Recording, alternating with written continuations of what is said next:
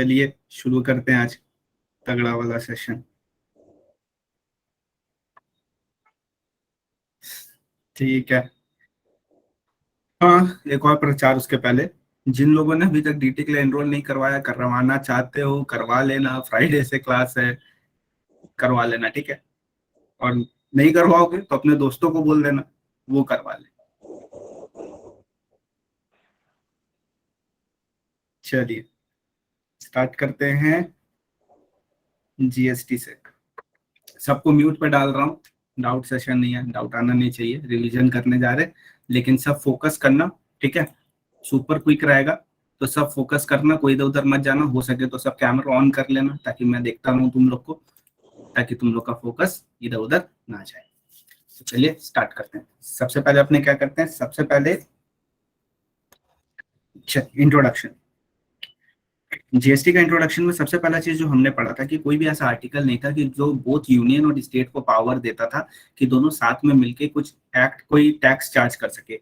तो 246 ए को इंट्रोड्यूस किया गया, जिसके तहत स्टेट और सेंटर को ये पावर दी गई कि वो साइमल्टेनियसली चार्ज भी कर सकते, लेवी भी कर सकते हैं और कलेक्ट भी कर सकते हैं जीएसटी को। ठीक है। फिर इससे अपने को पता चला जीएसटी वर्ड आया। जीएसटी वर्ड के लिए अपने चले गए 366(12)A, जहां पे अपने को पता चला जीएसटी क्या था, किसी भी प्रकार का टैक्स जो कि लगता है सप्लाई ऑफ गुड सर्विसेज और both except alcoholic liquor for human consumption. GST destination based tax होता है, लेविड एट ऑल स्टेज होता है, इसका क्रेडिट अवेलेबल होता है। जो अपने क्रेडिट लिए हैं एक स्टेज में, वो नेक्स्ट स्टेज में अवेलेबल हो जाता है। सेम अपने इसको पढ़ के भी आ चुके हैं पेमेंट ऑफ टैक्स चैप्टर में, किस तरह अवेलेबल होता है। सबसे पहले अपने क्या लेते थे, आईजीएसटी लेते थे। आईजीएसटी इनपुट को सबसे पहले सेट ऑफ करते थे आईजीएसटी आउटपुट से, फिर सीजीएसटी और एसजीएसटी में किसी भी ऑर्डर में, फिर सी को लेके सी से करते थे और एस को लेके एस से करते थे। सी और एस आपस में कभी भी नहीं जाते थे। सीजीएसटी का अगर कोई इनपुट है सीजीएसटी का आउटवर्ड से सेट ऑफ होने के बाद कुछ बच जाता है तो वो आईजीएसटी आउटवर्ड से सेट ऑफ हो सकता है। सिमिलर चीज एस के लिए भी एप्लीकेबल है। फिर पता चला टाइप ऑफ जीएसटी, तो अकेले तो आया नहीं है, ये आया सीएसयूटी आईजीएसटी और जीएसटी कंपनसेशन सेस एक्ट 2017। ये सारे एक साथ आए हैं। एडवांटेजेस क्या, ये एलिमिनेट कर देता है cascading effect of tax, higher threshold देता है रजिस्ट्रेशन के लिए, याद करो 10, 20, 40। कॉम्पोजिशन स्कीम है स्मॉल बिजनेस के लिए 1.5 CR 75 लाख और 10(2A) में 50 लाख।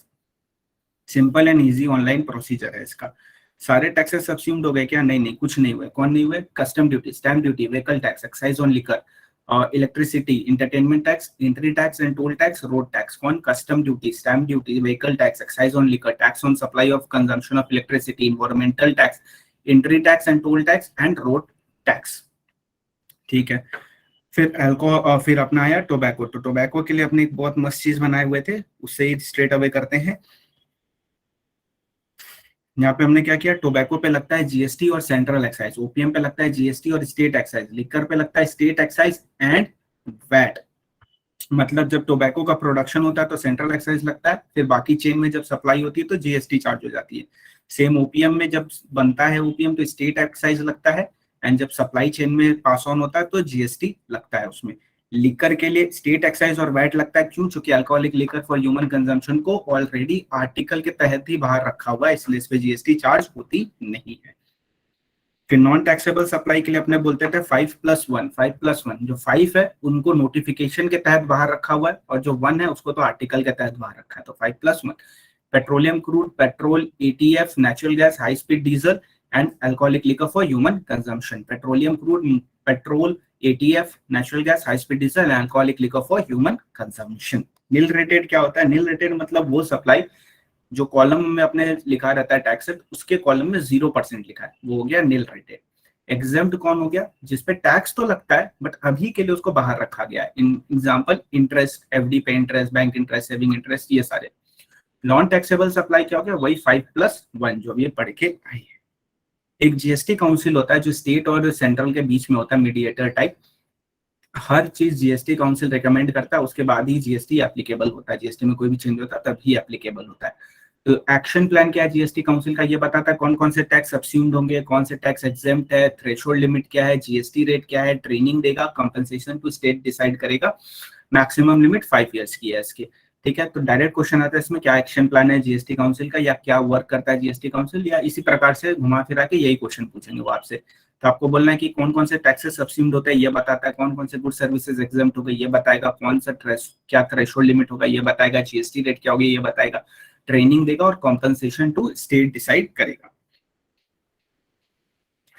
इसी तरह हम लोग बढ़ गए चैप्टर नंबर 2 में, supply under GST. Section number 7 पे डील होता है सप्लाई अंडर जीएसटी, जिसमें हम लोग को क्या पता चला, देखो किसी भी चीज में जीएसटी लगने के लिए उसका सप्लाई होना जरूरी है, अगर सप्लाई नहीं है तो जीएसटी नहीं, और सप्लाई होने के लिए 3 चीजें होना बहुत ज्यादा जरूरी है, good services, consideration, business.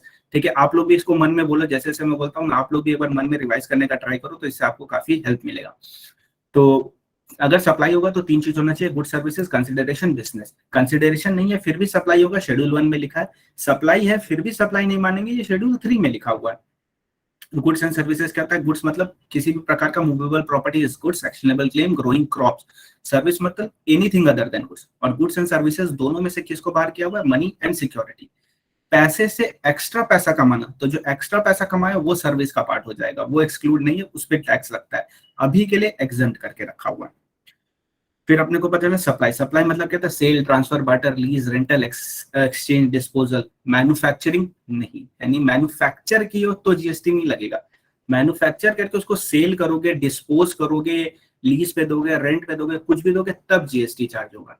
Consideration होना चाहिए in the course of furtherance of business होना चाहिए, कंसिडरेशन होना चाहिए in course of furtherance of business होना चाहिए। तो कंसिडरेशन क्या होता है, कंसिडरेशन मतलब कोई भी पेमेंट विच इज मेड और to be made in money और otherwise in respect of, in response to, for inducement of, supply of goods and services और both the monetary value of any forbearance. क्या बोला, consideration मतलब कोई भी payment made और to be made in money और otherwise in respect of, in response to, for inducement of the supply of goods or services or both and the monetary value of any act or forbearance। Donation से related एक ही question आता है, जब charitable trust को अपने donate कर देते हैं तो कंसिडरेशन मानेंगे कि नहीं मानेंगे। तो क्विड प्रो क्यों होना जरूरी है, यानी समथिंग फॉर समथिंग होना जरूरी है, वरना उसको नहीं मानेंगे डोनेशन। और एक चीज 3 कंडीशन सेटिस्फाई कर देगा तो फिर वो कंसिडरेशन नहीं, यानी उसमें जीएसटी नहीं लगेगा। क्या 3 कंडीशन है, gift and donation charitable trust को देना चाहिए, उसका कैरेक्टर गिफ्ट होना चाहिए, और उसका पर्पस फिलैंथ्रोपिक होना चाहिए, मतलब कोई भी एडवर्टीजमेंट नहीं होना चाहिए, कोई भी कॉमर्शियल गेन नहीं होना चाहिए। अगर ये तीनों सेटिस्फाइड है तो कंसिडरेशन नहीं है, कंसिडरेशन नहीं है तो सप्लाई नहीं है, सप्लाई नहीं है तो जीएसटी नहीं है। अगर आर्टिस्ट अपना गैलरी को दे रहा है एग्जीबिशन के लिए आर्टवर्क, तो उस पर कंसिडरेशन नहीं होता, वो सप्लाई नहीं होता है। बिजनेस क्या होता है, बिजनेस वो सब कुछ होता है जो आप जानते हो, क्या एक्स्ट्रा होता है उसमें वो मैं बता रहा हूँ। उसमें जो एक्स्ट्रा होता है वो होता है वोकेशन, यानी अगर एक बार भी किया तो भी, यानी अगर बाथरूम सिंगर हो और बाथरूम सिंगर करते करते तुमको कहीं एक सिंगिंग का ऑप्शन मिल गया और तुमने सिंग कर दिया और तुमको पैसे मिल गए, तो वो तुम्हारा बिजनेस मान लिया जाएगा, उस पर तुमको जीएसटी पे करना पड़ेगा। फ्रीक्वेंसी, वॉल्यूम, कंटिन्यूटी, रेगुलरिटी ये सब मैटर नहीं करता। अब चलो फटाफट इसको लिंक करता हूँ रजिस्ट्रेशन चैप्टर से। रजिस्ट्रेशन चैप्टर में क्या बोलता है, 10-20 लाख होगा तो ही रजिस्ट्रेशन लेना, और अगर रजिस्ट्रेशन लोगे तभी जीएसटी पे करना है। इसका मतलब अगर तुम बाथरूम सिंगर हो और तुमने गाना गाया और तुमने जो गाना गाया है उसकी जो वैल्यू है वो सिर्फ और सिर्फ लेस देन समझ लो 10 लाख है, तो फिर तुमको रजिस्ट्रेशन नहीं लेना है, तब तुमको जीएसटी नहीं पे करना है। पर सोचा अगर तुमने गाना गाया और तुमको 15 लाख रुपए मिल गए, तब तुमको रजिस्ट्रेशन भी लेना है और तुमको जीएसटी भी पे करना है। इसका मतलब फिर तुमको जीएसटी के सारे चीजें फॉलो करनी पड़ेंगी, भले ही तुमने एक बार क्यों ना किया हो। नेक्स्ट अपने फिर बढ़े थे पेट्रोलियम, कॉस्ट पेट्रोलियम में कॉस्ट पेट्रोलियम टैक्सेबल नहीं होता, प्रॉफिट पेट्रोलियम टैक्सेबल होता है, बट अभी के लिए एग्जेम्प्ट करके रखा है। कॉस्ट पेट्रोलियम क्या होता है, खुदाई का खर्चा, खुदाई जितनी भी हुई, फॉर एग्जाम्पल लीज पे अपने एक लैंड लिया, वहां से खुदाई की, फिर गवर्नमेंट को अपने लीज रेंट देते हैं, बट जो खुदाई होता है उसके बाद अपने उस पेट्रोल को सेल करते हैं, जो भी प्रॉफिट आता है उससे जो एक्सट्रैक्शन का पैसा है वो माइनस करते हैं, तो जो माइनस करते हैं उसको बोलते हैं कॉस्ट पेट्रोलियम, वो टैक्सेबल नहीं है। प्रॉफिट पेट्रोलियम टैक्सेबल है, जो गवर्नमेंट और स्टेट आपस में बांटते, गवर्नमेंट और कंपनी आपस में बांटती है, बट अभी के लिए उसको एग्जेम्प्ट करके रखा है। फिर आते हैं फाइनेंशियल ट्रांजैक्शन की तरफ। सीपीसीडी टैक्सेबल नहीं होता क्योंकि ये मनी होता है, डेरिवेटिव सिक्योरिटी होता है इसीलिए टैक्सेबल नहीं होता, फ्यूचर कॉन्ट्रैक्ट डेरिवेटिव होता है इसलिए टैक्सेबल नहीं होता, फॉरवर्ड कॉन्ट्रैक्ट डेरिवेटिव होता है इसलिए टैक्सेबल नहीं होता। पर ये दोनों में अगर एक्चुअल डिलीवरी इन्वॉल्व है, नेट सेटलमेंट नहीं हो रहा है, एक्चुअल डिलीवरी हो रहा है गुड्स एंड सर्विसेज का, गुड्स का बेसिकली, सर्विस तो नहीं, गुड्स का, तो वो टैक्सेबल हो जाता है। सिक्योर डेट टैक्सेबल नहीं होता है, ट्रांजैक्शन इन इंस्ट्रूमेंट टैक्सेबल नहीं होता है, इंटरेस्ट और डिस्काउंट टैक्सेबल होता है, अभी के लिए एग्जेम्प्ट है। अगर कंसिडरेशन नहीं है फिर भी सप्लाई मानेंगे, ये शेड्यूल 1 में लिखा है, तो अपने करना है शेड्यूल 1। शेड्यूल का सबसे पहले अपने क्या पढ़े थे, एक बिजनेस एसेट है जिसपे आईटीसी लिया हुआ है, अगर उसको परमानेंटली डिस्पोज करेंगे तो डीम्ड सप्लाई, ठीक है। एक बिजनेस एसेट है जिसपे आईटीसी लिया है, परमानेंटली डिस्पोज कर रहे, पर कंसिडरेशन भी है तो वो नॉर्मल सप्लाई हो जाएगा। अगर कंसिडरेशन है तभी डीम सप्लाई में आएगा, और ये तीनों कंडीशन क्यूमुलेटिवली सेटिस्फाइड होने चाहिए तभी deem supply, otherwise not. Next में हमने पहले रिलेटेड और डिस्टिंक्ट। अगर रिलेटेड और डिस्टिंक्ट पर्सन है, उनके बीच में supply of goods and services हो रहा है, तो वो in course of furtherance of business होगा तो ही डीम्ड सप्लाई है, अदरवाइज नहीं। ये तीनों कंडीशन क्यूमुलेटिवली सेटिस्फाई होने चाहिए। बट अगर रिलेटेड से है, गुड्स एंड सर्विसेज है, बिजनेस है प्लस कंसिडरेशन है, तब वो नॉर्मल सप्लाई हो जाएगा, तो वो डीम्ड सप्लाई नहीं होगा। डीम्ड होने के लिए उसको अदर देन कंसिडरेशन होना चाहिए। तो यहाँ से निकलता है रिलेटेड। रिलेटेड क्या होता है और फटाफट देख लेते हैं। कोई भी director officer of one another business, कोई भी जो लीगली रिकॉग्नाइज्ड एज पार्टनर, कोई भी employer and employee, employer and employee के लिए शेड्यूल 3 पढ़ लेंगे, वहां से देख लेंगे।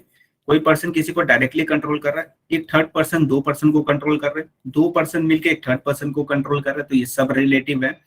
तुम किसी कंपनी में या किसी फर्म, किसी भी कंसर्न में अगर 25% और मोर का वोटिंग पावर रखते हो तो इन दैट सिनेरियो वो तुम्हारा रिलेटेड हो जाएगा।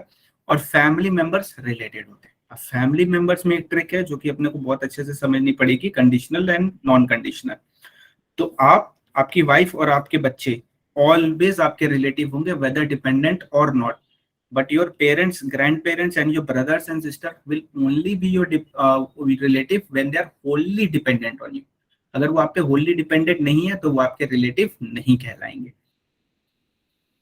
इसके ऊपर अपने एक एग्जाम्पल भी किए थे, वो सिंगापुर से उसका ब्रदर से जो आर्किटेक्ट का सर्विस लिया था, याद करो। तो उसमें क्या होता है कि वो ब्रदर आर्किटेक्ट रहता है, फ्री में लेते हैं, तो इसका मतलब होता है कि उसमें डीम सप्लाई नहीं होता है। वो क्यों नहीं होता है? क्योंकि उसमें कंसिडरेशन तो नहीं होता है, बट वो एक्चुअली रिलेटिव नहीं होता है, तो अपना ये कंडीशन ब्रीच हो जाता है, इसीलिए वो डीम सप्लाई नहीं होता, उस पर जीएसटी आता ही नहीं है। ओके, तो ये सब अपने देख लिया। फिर अपने देखे थे principal and agent. Principal agent में एक ही सिंपल सा लॉजिक याद रखना, इनवॉइस अगर एजेंट के नाम पे है तो डीम्ड सप्लाई, इनवॉइस अगर प्रिंसिपल के नाम में है तो नॉट डीम्ड सप्लाई। सिंपल एकदम। यानी अगर इनवॉइस एजेंट अपने नाम पे इशू कर रहा है तो agent principal relationship exist, but अगर इनवॉइस इशू कर रहा है प्रिंसिपल के नाम पे तो agent principal relationship doesn't exist. Next फिर आए थे अपने यहाँ पे, ये हो गया था डेल क्रेडिट एजेंट। क्या होता है? डेल क्रेडिट एजेंट एकदम सेम एजेंट होता है, बस इसमें डिफरेंस होता है कि वो गारंटी देता है कि इस आदमी को माल बेचो, अगर ये आदमी पैसा नहीं देगा तो हम पैसा देंगे, ये होता है सिंपल। पर वो आदमी के लिए जो गारंटी दे रहा है तो आदमी से कुछ एक्स्ट्रा चार्ज करता है, वो कुछ एक्स्ट्रा कमीशन बोल लो या शॉर्ट टर्म लोन के लिए इंटरेस्ट बोल दो, तो ये किसके वैल्यू का पार्ट बनेगा, दैट इज द क्वेश्चन। तो उसके लिए इनवॉइस देखना है। अगर इनवॉइस होता है, in case invoice of supplies good issued by supplier to customer either himself और through DCA, the DCA does not fall under the agent. यानी अगर इनवॉइस डीसीए अपने नाम पे देता है तो ही वो एजेंट होगा। एंड उसी सिनेरियो में क्या होगा, अगर DCA is not an agent तो इंडिपेंडेंट सप्लाई होगा, does not form part supply of principal, यानी प्रिंसिपल के वैल्यू में ऐड नहीं होगा। पर अगर डीसीए एजेंट है तो इंडिपेंडेंट सप्लाई नहीं होगा, तब प्रिंसिपल के वैल्यू में इसको इंक्लूड कर लेंगे। किसको इंक्लूड कर लेंगे? जो शॉर्ट टर्म लोन एक्सटेंड किया है डीसीए बायर को, वो वाला वैल्यू इसमें इंक्लूड कर लेंगे। इंपोर्ट सर्विस के लिए एकदम सिंपल फंडा है, अगर कंसिडरेशन है बात खत्म, सप्लाई किसी से भी लिया हो, बिजनेस, पर्सनल, कुछ भी, कोई मतलब नहीं है। इंपोर्ट सर्विस कंसिडरेशन मतलब supply. Import service without consideration, तब 2 चीजें और देखनी पड़ेंगी, अगर रिलेटेड से और बिजनेस से तो ही deemed supply, otherwise not supply, मतलब कोई भी टैक्स पे नहीं करेगा उसमें। फिर आए थे अपने शेड्यूल 2 की तरफ। शेड्यूल 2 ज्यादा कुछ नहीं बोलता, बस बताता है क्या गुड्स है क्या सर्विसेज है। अगर टाइटल इन गुड्स ट्रांसफर करोगे तो गुड्स है, पर राइट ट्रांसफर करोगे तो सर्विस हो जाएगी। लैंड एंड बिल्डिंग सर्विस होती है, जॉब वर्क सर्विस होता है। जॉब वर्क किस पे होता है, मूवेबल या इमूवेबल, जल्दी बताओ। तो जॉब वर्क अपना होता है मूवेबल में, वेरी गुड। फिर ट्रांसफर ऑफ बिजनेस एसेट, अगर बिजनेस एसेट को ट्रांसफर कर रहे हैं परमानेंटली तो वो गुड्स हो जाएगा, अगर उसको प्राइवेट यूज में लेके जा रहे हैं तो वो सर्विस हो जाएगा। धंधा हमेशा के लिए बंद कर रहे हैं तो उसको बोलते हैं सप्लाई ऑफ गुड्स, जितने भी गुड्स अंदर पड़े उसको बोलते हैं supply of goods. But supply नहीं मानेंगे अगर business is transferred as going concern या business is carried on by personal representative. Immovable property में रेंटिंग ऑफ इमूवेबल प्रॉपर्टी, याद करो कॉमर्शियल वाला सप्लाई ऑफ सर्विस होता है, पर रेसिडेंशियल वाला एग्जेम्प्ट होता है। एंड कंस्ट्रक्ट किया हुआ एक बिल्डिंग, फ्लैट वगैरह अगर सेल होता है तो उसमें क्या होता है, अगर ₹1 भी पहले मिल गया तो सर्विस, सप्लाई ऑफ सर्विस मान लेंगे। और अगर पूरा का पूरा रुपया entire consideration is received after completion certificate या first occupancy whichever is earlier, तो in that scenario it will be supply of service. Composite supply मतलब वर्क्स कॉन्ट्रैक्ट को सप्लाई ऑफ सर्विस बोलते हैं और इसको बोलते हैं रेस्टोरेंट सर्विस। रेस्टोरेंट सर्विस चलो एक क्रॉस लिंक करते हैं। रेस्टोरेंट सर्विस कॉम्पोजिशन स्कीम में भी पढ़े थे सेक्शन 10(1), जहां पे क्या लिमिट थी 1.5 CR या 75 लाख डिपेंडिंग किस स्टेट में हो, और वहां पे कितना टैक्स पे करना था 5% ऑफ टर्नओवर इन स्टेट। अब टर्नओवर इन स्टेट का मतलब एग्जेम्प्ट भी उसमें इंक्लूड था। ठीक है, अनइनकॉर्पोरेटेड में अमेंडमेंट है, बताता हूं। अगर आप आईपी को टेम्पोररी ट्रांसफर करते हो तो सर्विस होता है। अगर आप ईआरपी डेवलप कर रहे हो तो सर्विस। टैली बाजार से खरीद के लेके आके इंस्टॉल कर दिया तो वो गुड्स होता है। एग्रीइंग और ऑब्लिगेशन ऑफ एन टर्म, ये जो अपने सिमिलर चीज पढ़े थे कंसिडरेशन में, उसका अपोजिट पर्सपेक्टिव से बता रहा है। एंड नेक्स्ट चीज है transfer of right to use any goods, यानी अगर रेंट पे कोई सामान लेते हो, कोई गुड्स को लेते हो तो सप्लाई ऑफ सर्विस होता है, गुड्स नहीं होता है।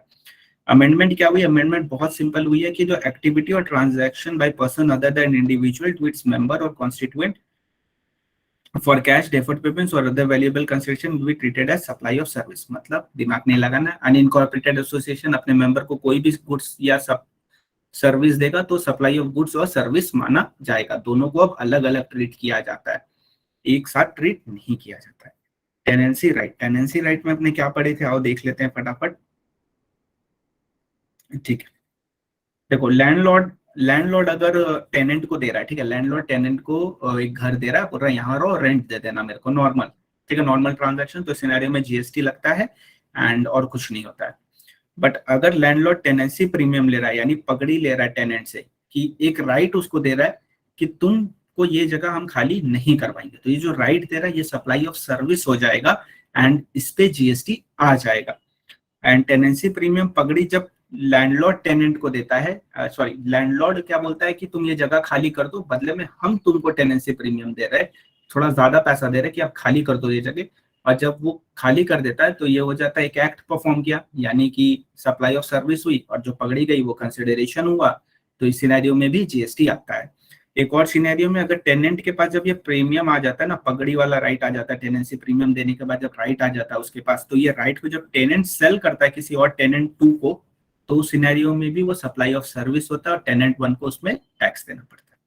बट रेसिडेंशियल के लिए रेंट और टेनेंसी प्रीमियम दोनों एग्जेम्प्ट है, यानी ऊपर वाले जो भी अपने पढ़े वो सब कुछ कॉमर्शियल के लिए एप्लीकेबल है, रेसिडेंशियल के लिए नहीं एप्लीकेबल है। जॉइंट वेंचर 10 रुपया सबसे मंगवाया, 40 रुपया हुआ, 40 रुपया से एक मशीनरी ले आए तो टैक्स नहीं लगेगा, जो भी कैश कॉल किया 10 रुपया जो मंगाए। पर 10 रुपया सबसे मंगवाए हैं और मिस्टर ए जो मेरा जॉइंट वेंचर में पार्टनर है उसी का ही मशीन यूज कर रहे हैं, तो उस सिनेरियो में जो 10 रुपया मंगाए उस पर जीएसटी आ जाएगा। पीएसएलसी जो एक बैंक दूसरे बैंक को देता है तो सप्लाई ऑफ गुड्स होता है, इसमें कोई एग्जेम्पशन अवेलेबल नहीं है और इसका आईटीसी भी मिलता है बाइंग बैंक को।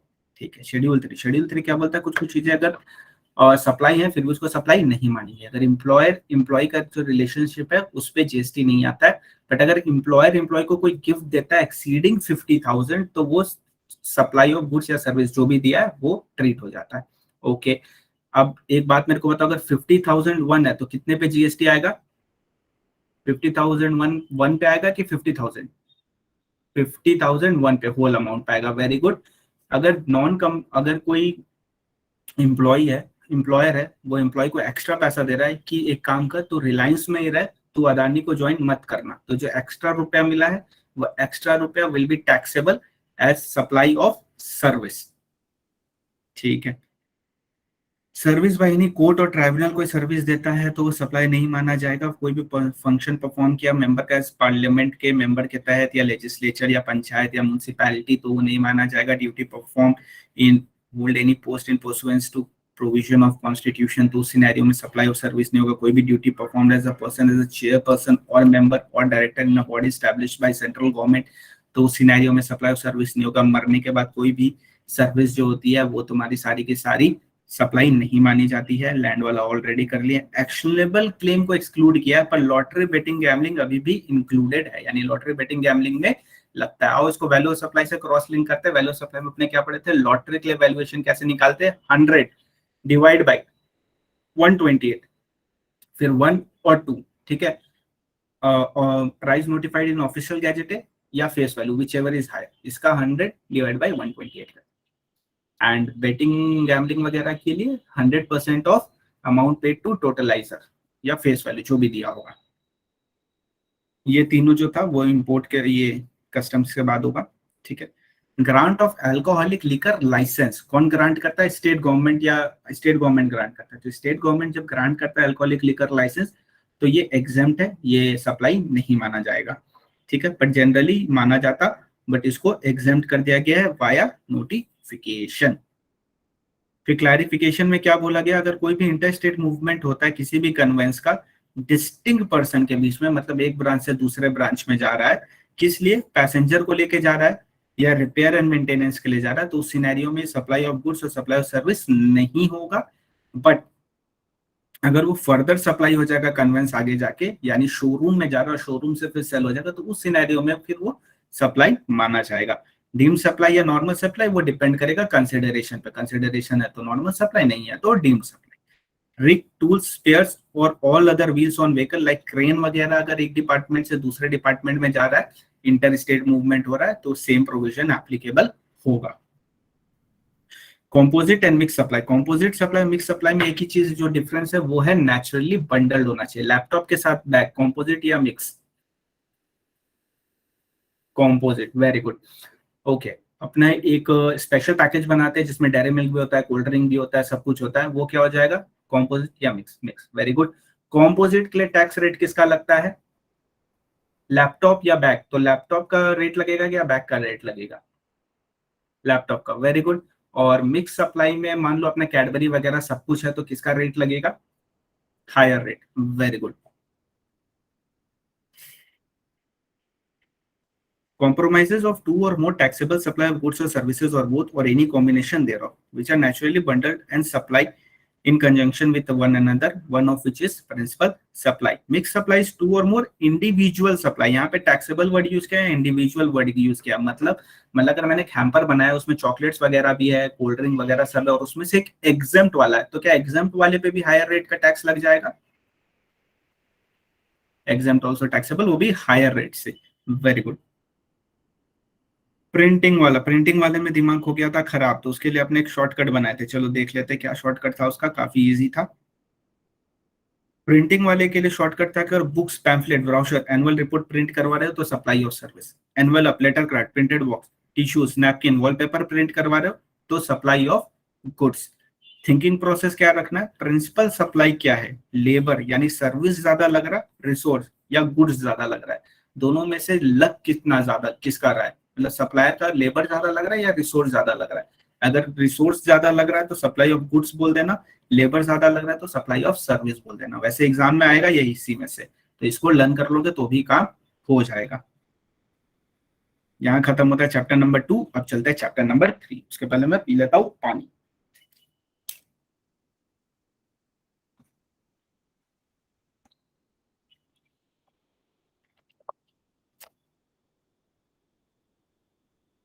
बोल मैं रहा हूँ चंद्रकांत को प्यास लग रहा है। चल स्टार्ट। कैमरा ऑन करो यारो, क्या कर रहे हो?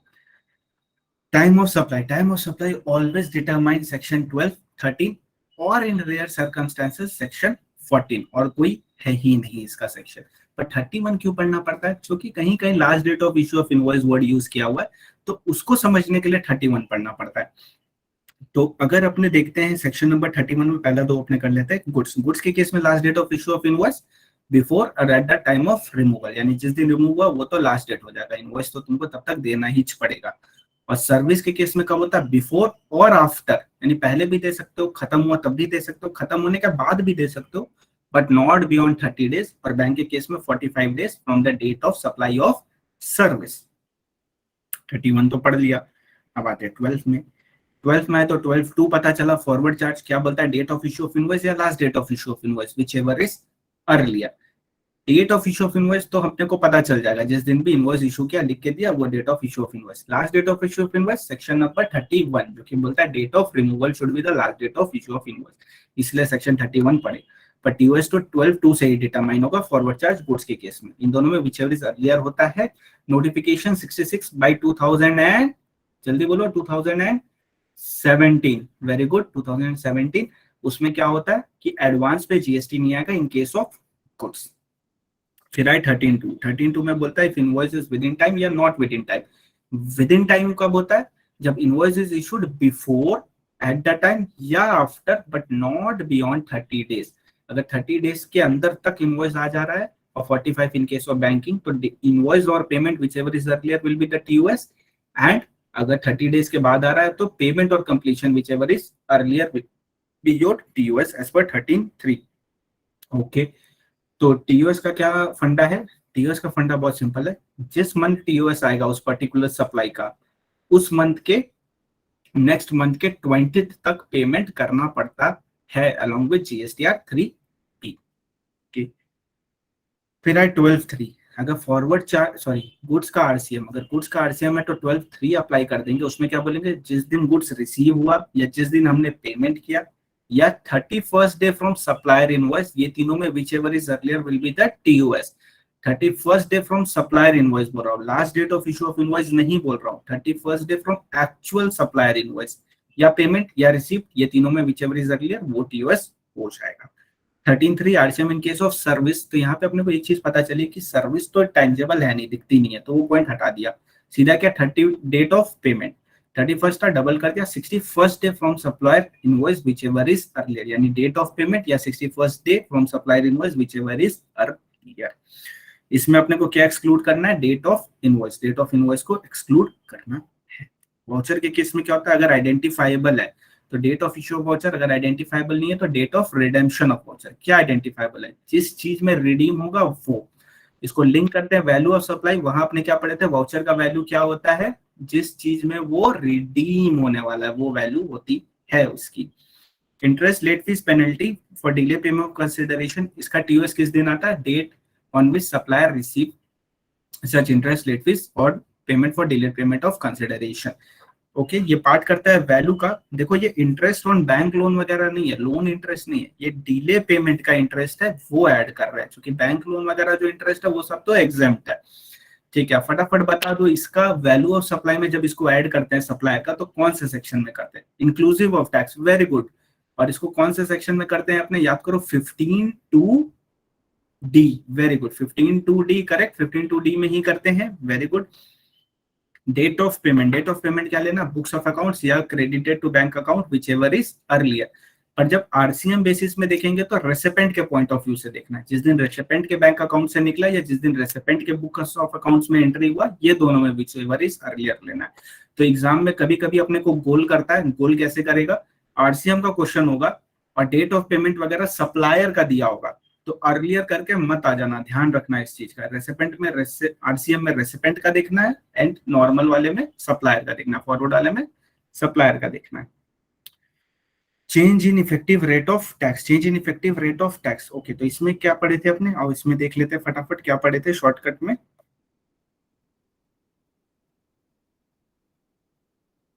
ओके, अगर सप्लाई बिफोर है, सप्लाई बिफोर है मतलब चेंज, हाँ, जुदाई होना कंपलसरी है। आई और एस, यानी इनवॉइस, रिसिप्ट और सप्लाई, ये तीनों में अगर जुदाई होगी तो ही अप्लाई करेंगे 14, वरना कतई अप्लाई नहीं करेंगे। तो 14 करने के लिए टाइम लाइन बनाना सबसे ज्यादा इंपॉर्टेंट काम है अपने लिए। फर्स्ट प्रायोरिटी होगी क्वेश्चन आते ही टाइम लाइन बनाना, फिर ही क्वेश्चन पढ़ना। सबसे बेस्ट तो ये है, सबसे पहले एक लाइन बना देना।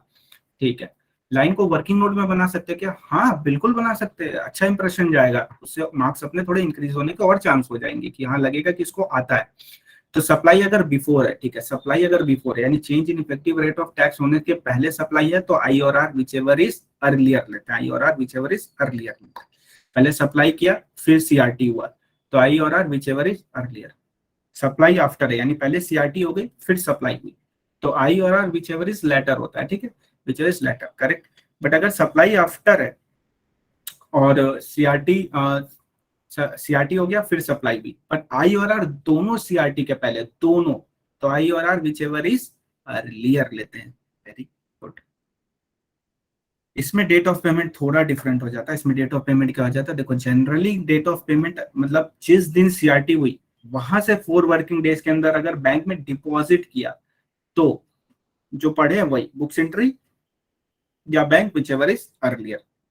और आफ्टर 4 वर्किंग डेज अगर डिपॉजिट किया सीआरटी के, तो जिस दिन बैंक में क्रेडिट हुआ वो डेट ऑफ पेमेंट लेंगे, बुक्स वाले को नहीं मानेंगे। कुछ एक्स्ट्रा मिला, मतलब मेरा बिल आया था 500 रुपए का, मैंने 510 रुपए पे कर दिया, तो जो 10 रुपए एक्स्ट्रा पे किया उसका टीओएस कब आएगा? तो ऑप्शन है सप्लायर के पास, या तो जिस दिन मिला उस दिन ले लो, या नेक्स्ट इनवॉइस पे इसको एडजस्ट कर देना है। ये दोनों ऑप्शन है, नेक्स्ट इनवॉइस, नेक्स्ट मंथ नहीं, नेक्स्ट इनवॉइस पे उसको एडजस्ट कर देना, वो जब भी इशू करोगे तब। ठीक है। एसोसिएटेड इंटरप्राइज में ना 12 लगेगा, ना 13, ना 14, कुछ नहीं। उसके लिए एक सिंपल फंडा है, जिस दिन एसोसिएटेड एंटरप्राइज के बुक्स ऑफ अकाउंट्स में एंट्री हुआ वो डेट, या date of payment which ever is earlier. जिस दिन एसोसिएटेड एंटरप्राइज के बुक्स ऑफ अकाउंट्स में एंट्री हुआ वो डेट, या date of payment which ever is earlier लेना है। जिस दिन टीओएस आएगा उस दिन आपकी लाइबिलिटी आ जाएगी, पर आपको डिस्चार्ज कब तक करना है? 20th ऑफ नेक्स्ट मंथ तक। ये अपने लिए समझने के लिए, एग्जाम में क्या लिखेंगे? Up to due date of return, up to due date of return. यहाँ खत्म होता है टीओएस। अब चलते हैं आरसीएम की तरफ। आरसीएम रिवर्स चार्ज मैकेनिज्म, मतलब रेसिपेंट इस पे टैक्स पे करने वाला है। अलग अलग सेक्टर पढ़ेंगे, सबसे पहले जीटीए सेक्टर पढ़ते हैं। जीटीए सेक्टर में अपने को पता चला दो ऑप्शन होते हैं, या तो 12% पे जीटीए टैक्स पे कर सकता है, या जीटीए ऑप्ट कर सकता है 5% के लिए। अगर जीटीए 12% के लिए, तो किसी को भी सर्विस दे, रजिस्टर्ड पर्सन या नोटिफाइड को, तो फॉरवर्ड चार्ज। पर अगर अनरजिस्टर्ड अदर देन नोटिफाइड दे तो एक्सेप्ट। ओके, जीटीए 5% वाला है, तो सिनेरियो में वो किसी को भी सर्विस दे तो आरसीएम। पर अगर सर्विस उसने दी है unregistered notified other than notified तो exempt, unregistered other than notified तो एक्सेप्ट, वरना आरसीएम। नोटिफाइड कौन होता है? Factory, society, cooperative society, body corporate, partnership firm, casual taxable person located in taxable territory. इसमें ये भी था, पर मैंने बोला इसको काट दो, चूंकि इसको पढ़ोगे तो कंफ्यूज हो जाओगे। ओके, अगर जीटीए की सर्विस गवर्नमेंट ले रही है, वो गवर्नमेंट जो कि 51 में सिर्फ टीडीएस काटने के लिए रजिस्ट्रेशन ली है, तो उस सिनेरियो में वो जीटीए की सर्विस हो जाती है एग्जेम्प्ट। ओके, टीडीएस का रेट बता दो तो फटाफट, कल ही पढ़ के आए सेक्शन 51 में, क्या रेट था? 1% था कि 2% था? जल्दी बताओ। 2% रेट था, 1+1 टीडीएस के लिए, और टीसीएस के लिए था 1%। Very good, very good. GTA service exempt होती है। मान लो कि आपका एक मेटाडोर है, उस मेटाडोर में सिर्फ और सिर्फ आपका माल जा रहा है और उसका जो भाड़ा है वो 1500 तक का है, तो एग्जेम्प्ट, कोई टैक्स पे नहीं करेगा। एक मेटाडोर है जिसमें बहुत लोग का माल है, जिसमें आपका माल इंक्लूडेड है, उस सिनेरियो में 750 तक अगर है तो कोई टैक्स पे नहीं करेगा। Very good, 750, very good. GTA service exempt होती है। कब एग्जेम्प्ट होती है? अगर अपने उससे क्या कर रहे हैं? Defence equipment, relief material for victim, milk, salt, food grain flour, pulse, rice, fertiliser, newspaper, magazine, agriculture produce. जल्दी से बता दो, अगर शुगर कर रहे हैं तो ट्रांसपोर्ट उस सिनेरियो में एग्जेम्प्ट है क्या? नहीं है। वेरी गुड, टैक्स लगेगा, शाबाश। रेंटिंग ऑफ मोटर व्हीकल, कुछ दिमाग लगाने का इच नहीं है क्या? 5 condition cumulatively RCM, otherwise forward charge. Supplier other than BC, recipient body corporate, consideration में फ्यूल कॉस्ट, पैसेंजर ट्रांसपोर्ट वाला, and supplier of for 5% GST. पांचों कंडीशन सेटिस्फाई होगी तो कौन टैक्स पे करेगा? Body corporate. कौन बॉडी कॉर्पोरेट? जो कि है recipient. Okay, Nora, defence equipment के लिए नोरा। ओके, चलो 5 condition for RCM in case of renting of motor vehicle. Supplier कौन होना चाहिए? Other than BC, recipient BC, consideration में फ्यूल कॉस्ट होना चाहिए, कंसिडरेशन में फ्यूल कॉस्ट होना चाहिए, पैसेंजर ट्रांसपोर्ट के लिए होना चाहिए, और सप्लायर जो होना चाहिए वो 5% वाला होना चाहिए। तो इसमें कौन टैक्स पे करेगा? Recipient, body corporate tax pay करेगी। इसमें से एक भी कंडीशन अगर ब्रीच हो गई तो कौन टैक्स पे करेगा? Supplier under forward charge tax pay करेगी। आरबीआई कोई भी सर्विस देती है एग्जेम्प्ट, हम आरबीआई को कोई भी सर्विस देते हैं forward charge. Overseeing committee RBI को कोई सर्विस देती है तब आरसीएम लगता है और आरबीआई उस पर टैक्स पे करती है। यानी आरबीआई सिर्फ और सिर्फ एक ही बार टैक्स पे करेगी जब उसको ओवरसीइंग कमिटी से मिलेगा, वो भी आरसीएम के तहत। आउटसाइड इंडिया से कोई सर्विस ली तो एग्जेम्प्ट। ओके, चलो मेरे को फटाफट बता दो, मान लो आरबीआई ने एक बार ओवरसीइंग कमिटी से सर्विस ली है, सिर्फ एक बार, तो क्या उसको रजिस्ट्रेशन लेना पड़ेगा? लेना पड़ेगा। वेरी गुड, क्योंकि आरसीएम से एक बार लो 2 बार लो कोई फर्क नहीं पड़ता, अगर आरसीएम कर दिया है तो रजिस्ट्रेशन कंपलसरी है। कंपलसरी रजिस्ट्रेशन कौन सा सेक्शन में लिखा हुआ था रजिस्ट्रेशन चैप्टर के? थोड़ा सा दिमाग में जोर डालो और बताओ। 22 में लिखा हुआ था कि 24? 24, वेरी गुड। चलो अब लॉयर की बात कर लेते हैं। लॉयर कोई भी सर्विस अगर देता है नॉन बिजनेस एंटिटी को डिवोर्स की सर्विस दे रहा है, एग्जेम्प्ट, भाई तुम्हारा डिवोर्स हो रहा है, तुमको जीएसटी पे करने की कोई जरूरत नहीं है, एग्जेम्प्ट हो तुम। सीजीएसजीएलए को कोई सर्विस, एग्जेम्प्ट। बिजनेस एंटिटी को कोई सर्विस, तो बिजनेस एंटिटी का एग्रीगेट टर्नओवर देखेंगे पिछला साल कितना था, अगर 10, 20, 40 से कम था तो एग्जेम्प्ट, कोई टैक्स नहीं देगा। 10, 20, 40 से ज्यादा था तो आरसीएम, वो बिजनेस एंटिटीज पे टैक्स देगी। बिजनेस एंटिटी रजिस्टर्ड है अनरजिस्टर्ड है कोई मतलब नहीं है, अपने को टर्नओवर चेक करना है, क्योंकि ऐप में टर्नओवर लिखा हुआ है। जो ये फोर्थ नंबर है ये थोड़ा यूनिक केस है, इसमें सप्लायर सिर्फ और सिर्फ सीनियर एडवोकेट होगा, और जो रेसिपेंट होगा आम आदमी नहीं होगा, जो रेसिपेंट होगा वो अनदर एडवोकेट होगा, फर्म होगा या सीनियर एडवोकेट होगा। तो इस सिनेरियो में वही सेम प्रोविजन, उस रेसिपेंट का एग्रीगेट टर्नओवर पिछले साल का देखेंगे, 10, 20, 40 एक्सीड हुआ तो नहीं हुआ एक्सीड तो एग्जेम्प्ट, और अगर एक्सीड हो गया तो आरसीएम लगेगा, ये रेसिपेंट उस पर टैक्स पे करेगा, और रेसिपेंट उस पर टैक्स पे करेगा। गवर्नमेंट अपने को कोई भी सर्विस देती है ना, वो एग्जेम्प्ट होता है, पर एक्सेप्ट दिस 3, कौन सा 3? बिजनेस एंटिटी को अगर कोई सर्विस दे रही है गवर्नमेंट टैक्सेबल टेरिटरी में, तो आरसीएम लगेगा, बिजनेस एंटिटी टैक्स पे करेगी। बिजनेस एंटिटी को दे रही है अब्रॉड में, मतलब other than non taxable territory, तो सिनेरियो में फॉरवर्ड चार्ज लगेगा और गवर्नमेंट खुद टैक्स पे करेगी, इस हाथ से इस हाथ में टैक्स देगी। रेंटिंग ऑफ इमूवेबल प्रॉपर्टी में बिजनेस एंटिटी वर्ड नहीं यूज है, रजिस्टर्ड पर्सन यूज है वर्ड। तो अगर रजिस्टर्ड को दिया तो आरसीएम, वो रजिस्टर्ड पर्सन उस पर टैक्स पे करेगा, अनरजिस्टर्ड को दिया तो फॉरवर्ड चार्ज। लिंक करेंगे इसको अपने शेड्यूल 2 में, जहां अपने को पता चला renting of immovable property is supply of service, इसीलिए यहाँ पे सर्विस वर्ड लिखा हुआ है। ये 3 सर्विस के लिए फॉरवर्ड चार्ज लगता है, गवर्नमेंट ही टैक्स पे करती है, ऑब्वियस सी बात है। डिपार्टमेंट ऑफ पोस्ट, अगर अपने पोस्ट करने जाएंगे तो रजिस्ट्रेशन तो दौड़ दौड़ के जाके लेंगे नहीं गोविंद की तरह, अपने क्या करेंगे, अपने सिंपली आरसी फॉरवर्ड चार्ज के तहत गवर्नमेंट उस पर टैक्स पे कर देगी। Service in relation to aircraft और वेसल में भी फॉरवर्ड चार्ज लगेगा, गवर्नमेंट टैक्स पे करेगी। ट्रांसपोर्ट ऑफ गुड्स और पैसेंजर के लिए भी गवर्नमेंट टैक्स पे करेगी। गुरु रंधावा ने एक सॉन्ग बनाया, उसका कॉपीराइट टी सीरीज को पास ऑन कर दिया, तो कौन टैक्स पे करेगा? टी सीरीज, आरसीएम के तहत। ओके, नहीं, टी सीरीज टैक्स पे करेगी आरसीएम के तहत। बट अगर चेतन भगत जी ने एक बुक लिखी है और उस बुक का कॉपीराइट पब्लिशर के पास ट्रांसफर हो रहा है, तो जनरली तो पब्लिशर ही पे करेगा आरसीएम के तहत। बट एक ऑप्शन है कि अगर चेतन भगत खुद ही रजिस्टर्ड है, फॉर्म INB 1 जमा कर दे रहे हैं, तो फॉरवर्ड चार्ज में वही पे करेंगे, पब्लिशर लाइबल नहीं होगा पे करने के लिए। एंड एक बार इस ऑप्शन में अगर आप आ गए हो तो 1 ईयर तक इस ऑप्शन से बाहर नहीं जा सकते हो। Remuneration to director, independent director को रेमुनरेशन दिया तो आरसीएम लगता है, क्योंकि वो एम्प्लॉय नहीं होता है अपना, इसलिए आरसीएम लगता है। कंपनी टैक्स पे करती है, कंपनी टैक्स पे करती है, जी हाँ। क्यों, कैसे पता चला? सिंपल है, जो पैसा देता है वो कौन होता है, जल्दी बताओ कौन होता है? रेसिपेंट। अगर कंपनी रेमुनरेशन दे रही है डायरेक्टर को, तो रेसिपेंट कौन है? कंपनी। सप्लायर कौन है? डायरेक्टर। तो इस सिनेरियो में टैक्स कौन पे करेगा? कंपनी, आरसीएम के तहत। अगर होल टाइम डायरेक्टर या मैनेजिंग डायरेक्टर को दे रही है तो ऑफ है कि फॉर है? फॉर मतलब एम्प्लॉयमेंट, ऑफ मतलब other than employment. Contract of service है तो आरसीएम लग जाएगा, कंपनी टैक्स पे करेगी। कॉन्ट्रैक्ट फॉर सर्विस है तो शेड्यूल 3 लग जाएगा। नहीं समझ में आ रहा है? टीडीएस देखो 192 में कटा है, शेड्यूल 3 194J में कटा है, तो आरसीएम लगेगा, कंपनी टैक्स पे करेगी। In any scenario director will not pay tax, either company will pay tax और it will be covered under schedule 3। ऐसा हुआ तो आरसीएम, ऐसा नहीं हुआ तो फॉरवर्ड चार्ज, ऐसा हुआ तो आरसीएम, ऐसा नहीं हुआ तो फॉरवर्ड चार्ज। यानी एक भी कंडीशन ब्रीच हो गई इसमें से तो फॉरवर्ड चार्ज लग जाएगा, अदरवाइज आरसीएम है।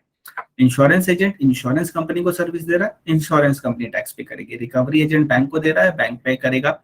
Individual DSA other than body corporate and firm, यानी सिंगल बंदा होना चाहिए, वो फर्म और बॉडी कॉर्पोरेट नहीं होनी चाहिए। वो बैंक को अगर सर्विस दे रही है डायरेक्ट सेलिंग एजेंट की, तो उस सिनेरियो में वो बैंक उस पर टैक्स पे करेगी। बिजनेस फैसिलिटेटर बैंकिंग कंपनी को दे रहा है, बैंकिंग कंपनी पे करेगी। एजेंट और बिजनेस कॉरेस्पॉन्डेंट को दे रहा है, बिजनेस कॉरेस्पॉन्डेंट उस पर टैक्स पे करेगा। अब आते हैं 2 सबसे इंपॉर्टेंट 6 और 7, सिक्योरिटी सर्च। देने वाला कौन है? Any person. इसमें भी वर्ड यूज है अदर देन बॉडी कॉर्पोरेट, यानी अदर देन बॉडी कॉर्पोरेट होना चाहिए, पर फर्म वर्ड यूज नहीं है, यानी देने वाला फर्म हो सकता है, ठीक है। लेने वाला कौन होना चाहिए? Registered person other then composition. अब आपको समझ में होगा कॉम्पोजिशन क्या होता है। तो कोई रजिस्टर्ड पर्सन है अदर देन कॉम्पोजिशन है तो वो रजिस्टर्ड पर्सन उस पर टैक्स पे करेगा। ओके, तो मान लो अगर मैंने जो सर्विस ली है, मैं एक रजिस्टर्ड पर्सन हूँ और मैंने सिक्योरिटी सर्विस एक्स लिमिटेड से लिया है, कौन टैक्स पे करेगा जल्दी बताओ? मैं पे करूंगा या x limited? X limited, very good. Okay ठीक है, मैंने सर्विस दी है एक्स लिमिटेड को जो कि रजिस्टर्ड है। अब क्या होगा? अब कौन टैक्स पे करेगा? X limited, very good. Sponsorship service काफी कंफ्यूजिंग होता है, तो इसमें सिर्फ दो ही चीज आइडेंटिफाई करना है, पैसा कौन दे रहा है, पैसा कौन ले रहा है। अगर पैसा देने वाला बॉडी कॉर्पोरेट और फर्म है तो आंख बंद करना, आरसीएम मार देना।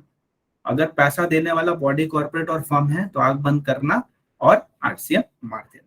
जो पैसा देता है उसके लिए वर्डिंग क्या लिखी होगी? Raj has sponsored the dance competition, ऐसी वर्डिंग लिखी होगी। इसका मतलब होता है राज ने पैसे दिए हैं, राज ने पैसे दिए हैं। सिंस राज ने पैसे दिए and Raj is not a body corporate and firm, तो क्या चार्ज होगा? Forward charge. फॉरवर्ड चार्ज में कौन करता है? सप्लायर पे करता है। सप्लायर कैसे आइडेंटिफाई करेंगे? ऑब्वियसली दो ही पार्टी होंगे, एक रेसिपेंट, ये रेसिपेंट आइडेंटिफाई हो गया तो दूसरा पार्टी सप्लायर होगा। इंपोर्ट सर्विस अपने पढ़ के आए जिसमें आरसीएम लगता है। इंपोर्ट सर्विस में आरसीएम लगता है, रेसिपेंट टैक्स पे करता है। बट एनटीओआर की सर्विस है तो फॉरवर्ड चार्ज। एनटीओआर क्या होता है? ओआईडीआर की सर्विस जब पढ़ेंगे तब पता चल जाएगा, अभी बस समझो NTOR, non taxable online recipient. For example Netflix के लिए जो हम लोग है वो हम लोग एनटीओआर है, हम लोग कभी टैक्स नहीं पे करते, वो नेटफ्लिक्स को टैक्स पे करना पड़ता है जीएसटी का। ये वाला कस्टम्स की बात करते हैं, ठीक है। फिर 9(4) another one of the most important, जिसको आईजीएसटी में प्यार से बोलते हैं 5(4). 9(4) इन सीजीएसटी एंड 5(4) इन आईजीएसटी। तो इसमें क्या होता है? अगर अपने सप्लाई कर रहे हैं स्पेसिफाइड गुड्स का अनरजिस्टर्ड पर्सन से परचेज कर रहे हैं और लेने वाला स्पेसिफाइड रजिस्टर्ड पर्सन है, अभी तक सिर्फ एक ही स्पेसिफाइड रजिस्टर्ड पर्सन हुआ है यहाँ पे, वो है प्रमोटर। प्रमोटर के लिए आया हुआ है क्या? आई है, तीन चीज आई है। अगर अनरजिस्टर्ड से सीमेंट खरीदेगा प्रमोटर तो प्रमोटर को 28% से आरसीएम में टैक्स पे करना पड़ेगा। अनरजिस्टर्ड से सीमेंट खरीदेगा प्रमोटर तो प्रमोटर को 28% से जीएसटी पे करना पड़ेगा अंडर आरसीएम।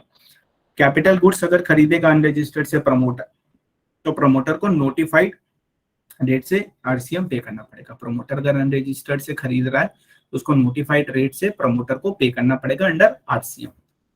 नेक्स्ट अपने क्या पढ़े थे? Input and input service registered supplier से खरीदे हैं जो कि लेस देन 80% है, तो जितना 80% से कम है उतना पे 18% से प्रमोटर को जीएसटी पे करना पड़ेगा। मान लो मेरा टोटल परचेजेस है 100 का एंड मेरा 60 है रजिस्टर्ड से, तो मेरे को कितने पे 18% से पे करना पड़ेगा? जल्दी बता दो। 20 से 18% से आरसीएम के तहत प्रमोटर पे करेगा। परफेक्ट, सबको समझ में आया? Very good, very good. चलो आंसर करना तुम लोग, ठीक है। 9(5) भी है, 9(5) बहुत इंपॉर्टेंट है। 9(5) में अमेंडमेंट, पहले क्या था? पहले ओला उबर सिर्फ कवर थे, अब इसकी वजह से रेड बस भी कवर है। किसकी वजह से? और any other motor vehicle word add होने की वजह से। Passenger transport service by cab driver, by cab या मोटर व्हीकल, मोटरसाइकिल, ठीक है। Passenger transport service by cab या मोटरसाइकिल और एनी अदर मोटर व्हीकल, जो कि अमेंडमेंट ऐड हुई है, तो इसमें आरसीएम के तहत इको पे करेगा। In short Ola Uber red bus के केस में ओला उबर रेड बस मेक माई ट्रिप ये लोग पे करेंगे।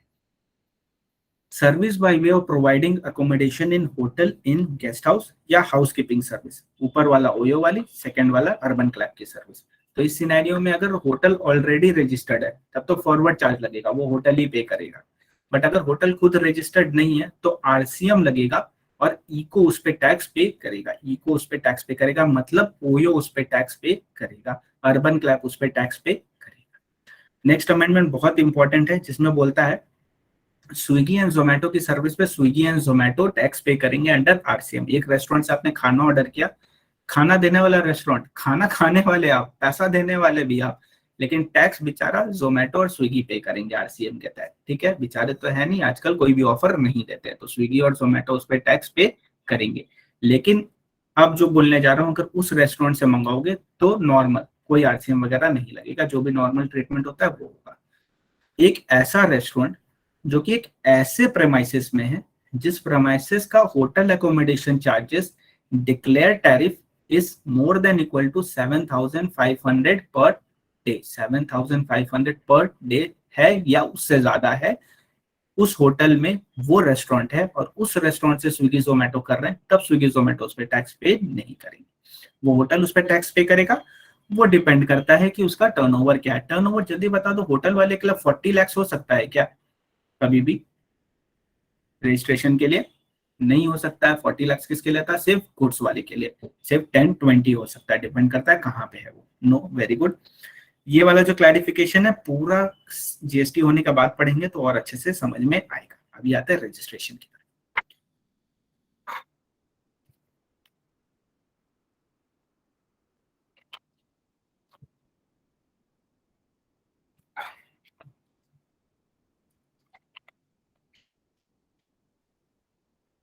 साथ में हो ना सब? हाथ उठाओ।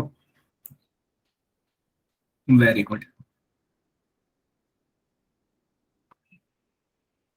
ओ पांडे जी भी है। दिवेश, ओके। तो कैमरा ऑन करो, तुम लोग शर्मा क्यों रहे? चलो, रजिस्ट्रेशन। रजिस्ट्रेशन में सबसे पहले हमने पढ़े सेक्शन नंबर 23 बोलता है कौन लाइबल नहीं है। जो exclusively, the keyword is exclusively, कोई एक्सक्लूसिवली इंगेज है नॉन टैक्सेबल सप्लाई या होली एग्जेम्प्ट सप्लाई में, तो वो नहीं करेगा। नॉन टैक्सेबल 5+1, होली एग्जेम्प्ट आपको पता है क्या होता है। कोई भी पर्सन जो आउटवर्ड सप्लाई कर रहा है एक्सक्लूसिवली, आरसीएम में जो टैक्स होगा, यानी उसको तो वैसे भी उसमें टैक्स पे नहीं करना, तो रजिस्ट्रेशन लेके क्या करेगा फालतू, तो तुम रजिस्ट्रेशन मत लेना। जॉब वर्क, अगर ऐसे जनरली है कि इंटर स्टेट अगर 1 रुपए का भी किया तो रजिस्ट्रेशन लेना पड़ेगा, पर अगर इंटर स्टेट जॉब वर्क का कर रहे हो और टर्न ओवर 10-20 क्रॉस नहीं हो रहा है, रजिस्ट्रेशन लेने की नीड नहीं। पर अगर तुम गोल्ड स्मिथ सिल्वर स्मिथ वाले हो तो तुम पे ये वाला चीज एप्लीकेबल नहीं होता, तुम इसके परव्यू से बाहर हो। एग्रीकल्चरिस्ट को रजिस्ट्रेशन नहीं लेना। एग्रीकल्चरिस्ट कौन होता है? जो जमीन से उगाता है, ठीक है। तो सेक्शन नंबर 23 बोलता है किसको रजिस्ट्रेशन नहीं लेना है? जो एक्सक्लूसिवली इंगेज है non taxable supply, wholly exempt supply. Exclusively engage है आउटवर्ड सप्लाई, जो कि आरसीएम में टैक्सेबल होने वाला है। जॉब वर्क वाले हो, इंटर स्टेट जनरली 1 रुपए का भी किया तो टैक्सेबल, पर जॉब वर्क हो और तुम्हारा एग्रीगेट टर्नओवर 10-20 क्रॉस नहीं हो रहा है तो तुमको कंपलसरी रजिस्ट्रेशन नहीं है। और गोल्ड्स में सिल्वर स्मिथ वाले हो तब तुमको रजिस्ट्रेशन देना पड़ेगा। ओके, इसको ई वे बिल से करते हैं। ई वे बिल में अपने क्या पढ़े थे? अगर inter state principal to job worker या जॉब वर्कर टू प्रिंसिपल जा रहा है तो ई वे बिल 50,000 से कम है तो भी करना पड़ेगा जनरेट, तो भी करना पड़ेगा जनरेट।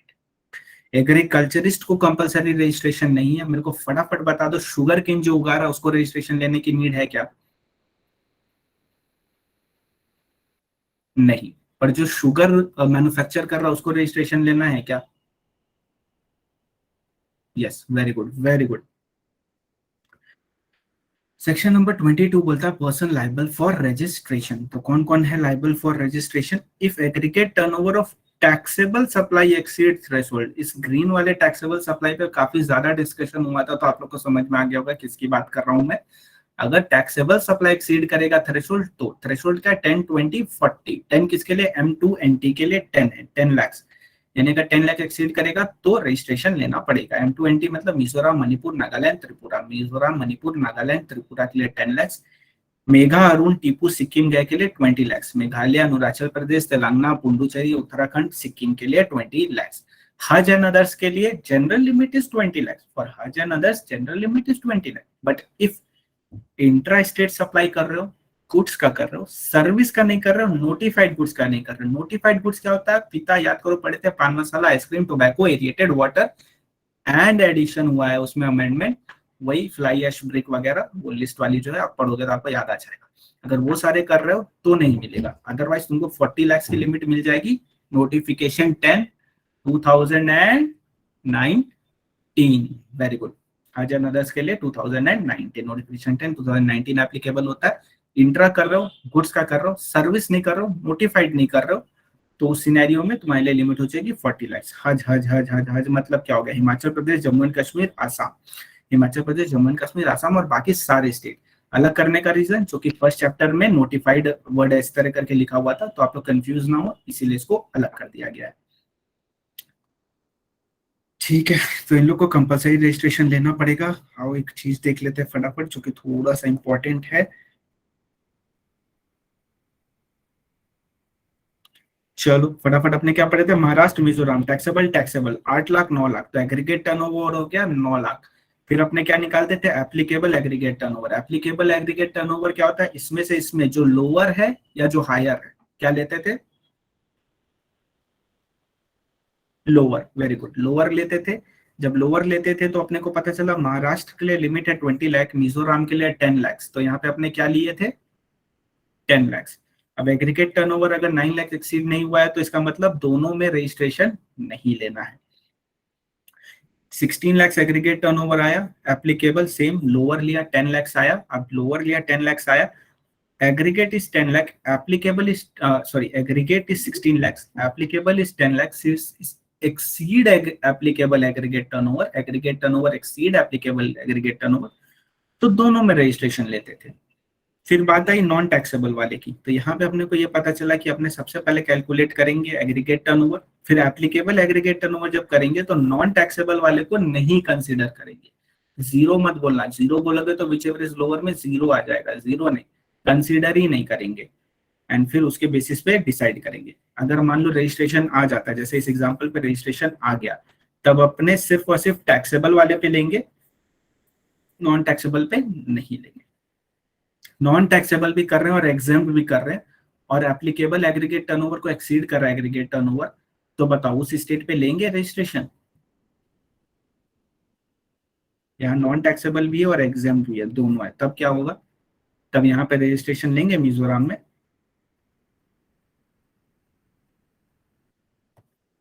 मिजोरम में रजिस्ट्रेशन लेंगे, सिर्फ एक्सक्लूसिवली नॉन टैक्सेबल होगा तभी नहीं लेंगे, अदरवाइज लेंगे उसमें रजिस्ट्रेशन। ओके, चलो आगे बढ़ते हैं।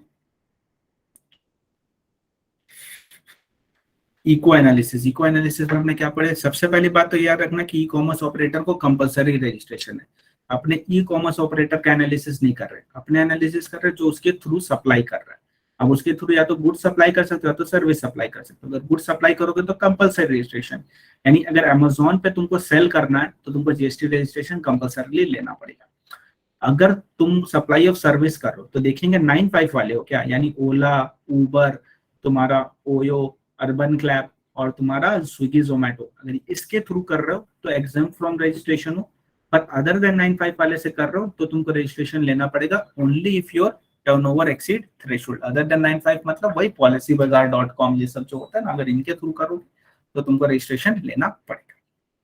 इंटर स्टेट सप्लाई में अपने क्या पढ़े, इंटर स्टेट सप्लाई अगर 1 रुपए का भी किया तो compulsory registration. Inter state supply अगर 1 रुपए का भी किया तो कंपलसरी रजिस्ट्रेशन। हाउएवर अगर inter state supply of service किया, एंड नोटिफिकेशन 10/2017 बोलता है कि अगर टैक्सेबल सप्लाई का आपने, टैक्सेबल सर्विस का आपने इंटर स्टेट सप्लाई किया है और आपका एग्रीगेट टर्नओवर एक्सीड नहीं कर रहा है थ्रेशोल्ड, तो आप एग्जेम्प्ट फ्रॉम रजिस्ट्रेशन हो। आप क्या हो, आप एग्जेम्प्ट फ्रॉम रजिस्ट्रेशन, आपको रजिस्ट्रेशन नहीं लेना है।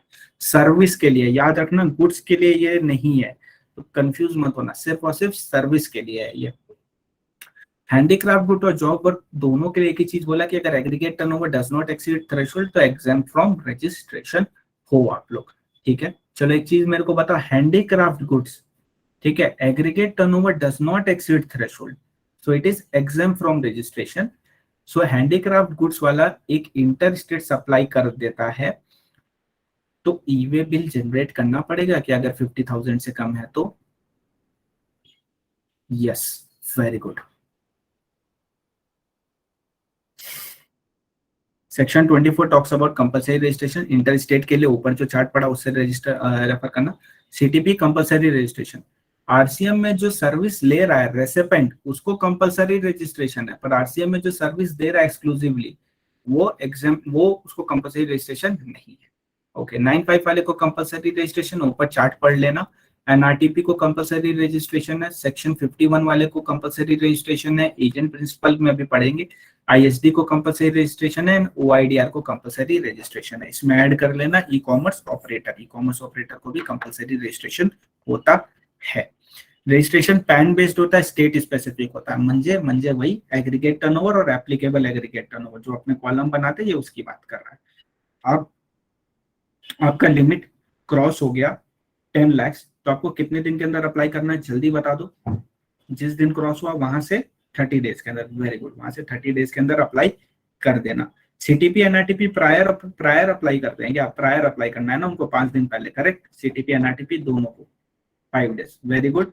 सीटीपी एनआरटीपी 5 डेज पहले करेंगे, उनको एडवांस डिपॉजिट भी करना पड़ेगा, टैक्स एस्टिमेट करके एडवांस टैक्स भी डिपॉजिट करना पड़ेगा। अच्छा, इनके लिए जो वैलिड होता है, कितने दिन के लिए वैलिड होता है याद करो, इसके लिए अपने पढ़े भी थे, काफी दिमाग भी घुमाए थे। 90 दिन नहीं, जितने दिन के लिए वो मांगेंगे वो पीरियड स्पेसिफाई और 90 days, very good Divesh. Period specified और 90 days which ever is earlier, maximum और 90 डेज का एक्सटेंशन इनको मिल सकता है, जो कि नॉट एक्सीडिंग 90 डेज होगा, यानी 90 + 90। इफेक्टिव डेट आरसी आपकी कब से मानी जाएगी? आरसी आपकी मानी जाएगी अगर आपको 30 दिन के अंदर आप लाइबल हुए, आपने 30 दिन के अंदर अप्लाई कर दिया, तो जिस दिन आप लाइबल हुए उस दिन आपका इफेक्टिव डेट माना जाएगा। नहीं, एप्लीकेशन डेट नहीं, जिस दिन आप लाइबल हुए दीक्षा वो वाला डेट। एप्लीकेशन सबमिट किया 30 दिन के अंदर कर दिया, जिस दिन लाइबल हुए, तो लाइबल जिस दिन हुए उस दिन वाला डेट, ठीक है। आफ्टर 30 डेज किया तो date of RC, after 30 days किया तो डेट ऑफ आरसी लेते हैं, ठीक है। एक चीज और अपने यहाँ पे पढ़े थे, एक चीज और अपने यहाँ क्या पढ़े थे कि अगर 30 डेज के बाद अप्लाई किया ना तो सेक्शन 122 भी लग जाता है। 122 किसका है? पेनल्टी का है, जो कि बोलता है लाइबल थे रजिस्ट्रेशन के लिए, रजिस्ट्रेशन नहीं किया तो 100% ऑफ टैक्स और 10,000 विच एवर इज हायर, इतने तक की पेनल्टी लग जाएगी। 122 में लिखा हुआ था इतने तक की पेनल्टी लग जाएगी। ओ माय गॉड, लोग धीरे धीरे कम होते जा रहे हैं। चलो और आगे बढ़ते हैं। सुओ मोटो रजिस्ट्रेशन दे सकता है क्या? परसुएंट टू एनी सर्वे, कोई सर्वे वगैरह हुआ, प्रॉपर ऑफिसर को लगा कि भैया इसको तो रजिस्ट्रेशन लेना चाहिए था, ये लिया क्यों नहीं, मतलब तुमने रजिस्ट्रेशन लेने से फेल कर दिया, तो उस सिनेरियो में तुमको टेम्पोररी रजिस्ट्रेशन इशू कर देगा प्रॉपर ऑफिसर। फॉर्म नंबर है GST REG 12। इफेक्टिव डेट इसका किस दिन है? ऑब्वियसली जिस दिन आरसी आई वो वाला इसका इफेक्टिव डेट माना जाएगा। चेंजेस कर सकते हैं क्या? बिल्कुल कर सकते हैं। अगर छोटा मोटा यानी नॉन कोर फील्ड है तो विदाउट अप्रूवल करोगे, कोर फील्ड है तो अप्रूवल लेके करोगे। इसके बारे में थोड़ा डिटेल में एक बार स्टडी मटेरियल से रीड करना है तो कर लेना, कैजुअल रीडिंग मार लेना, उतना इंपॉर्टेंट नहीं है। कैंसिलेशन ऑफ रजिस्ट्रेशन कैंसिल कर सकता है क्या? बिल्कुल कैंसिल कर सकता है। OOBH दे देगा, यानी शो कॉज नोटिस आ जाएगा। पर डेथ के केस में शो कॉज नोटिस नहीं आएगा, ऑब्वियसली ऊपर लेटर नहीं पहुंचा सकता है वो, ठीक है। क्या क्या चीज से कैंसिलेशन हो सकता है? बिजनेस बंद कर दिया, धंधा ट्रांसफर कर दिया, प्रोपराइटर मर गया, अमलगमेशन हो गया, डीमर्जर हो गया, डिस्पोजल हो गया, change in constitution of business हो गया, ये सब रीजन से कैंसिल हो सकता है। बट अब जो बताने जा रहा हूं उस रीजन से अर्लियर डेट रेट्रोस्पेक्टिव कैंसिलेशन हो सकता है। अर्लियर डेट से भी कैंसिलेशन हो गया क्या? GST लॉ का प्रोविजन को कॉन्ट्रावीन किया, कॉम्पोजिशन डीलर 3 टैक्स पीरियड तक रिटर्न नहीं दिया, अदर डीलरों 6 मंथ तक रिटर्न नहीं दिया, वॉलेंटरी रजिस्ट्रेशन लिया पर 6 मंथ तक बिजनेस कमेंस नहीं किया, FMS के थ्रू रजिस्ट्रेशन लिया, सेक्शन 16 का वायोलेशन किया, GSTR 1 में ज्यादा दिखाया, GSTR 3B में कम दिखाया आउटवर्ड सप्लाई, या रूल 86B का वायोलेशन किया। रूल 86B कितना बोलता है? मिनिमम कितना पे करना पड़ेगा कैश में? याद करो, 1%, वेरी गुड, मिनिमम 1%। पर ये सबको नहीं लगता था, ये किसको लगता था? जिसका एक महीना में टैक्सेबल कितना एक्सीड करेगा? 50 lakh, very good, 50 lakh exceed करेगा जिसका टर्नओवर, यानी बड़ी मछली के लिए लगता था ये, ठीक है। कैंसिल कर दिया है और मेरा कोई पुराना टैक्स ड्यू पड़ा है तो मैं लाइबल हूंगा कि नहीं हूंगा लाइबल उसके लिए? यस, बिल्कुल लाइबल हूंगा, very good. Pendency of proceeding के केस में कैंसिलेशन होता है कि सस्पेंशन होता है? सस्पेंशन होता है, very good.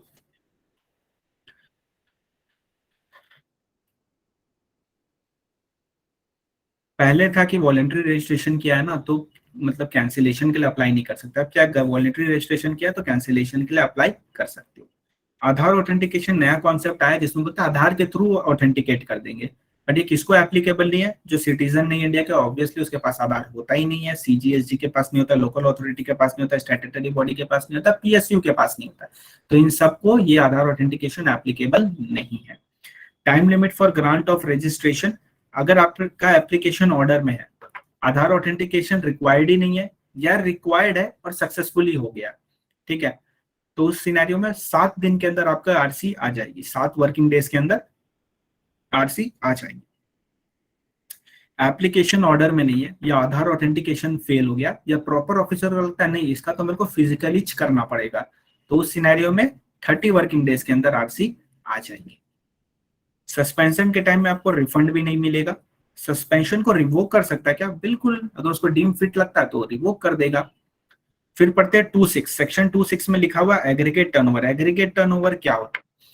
Taxable supply, exempt supply, nil rated, non taxable, export, ZRS, सब कुछ जितना सप्लाई किया है, जो भी सप्लाई किया है, गुड्स का, सर्विस का, सब कुछ जोड़ देने का, एक्सक्लूडिंग जीएसटी, सब कुछ जोड़ देने का एक्सक्लूडिंग जीएसटी।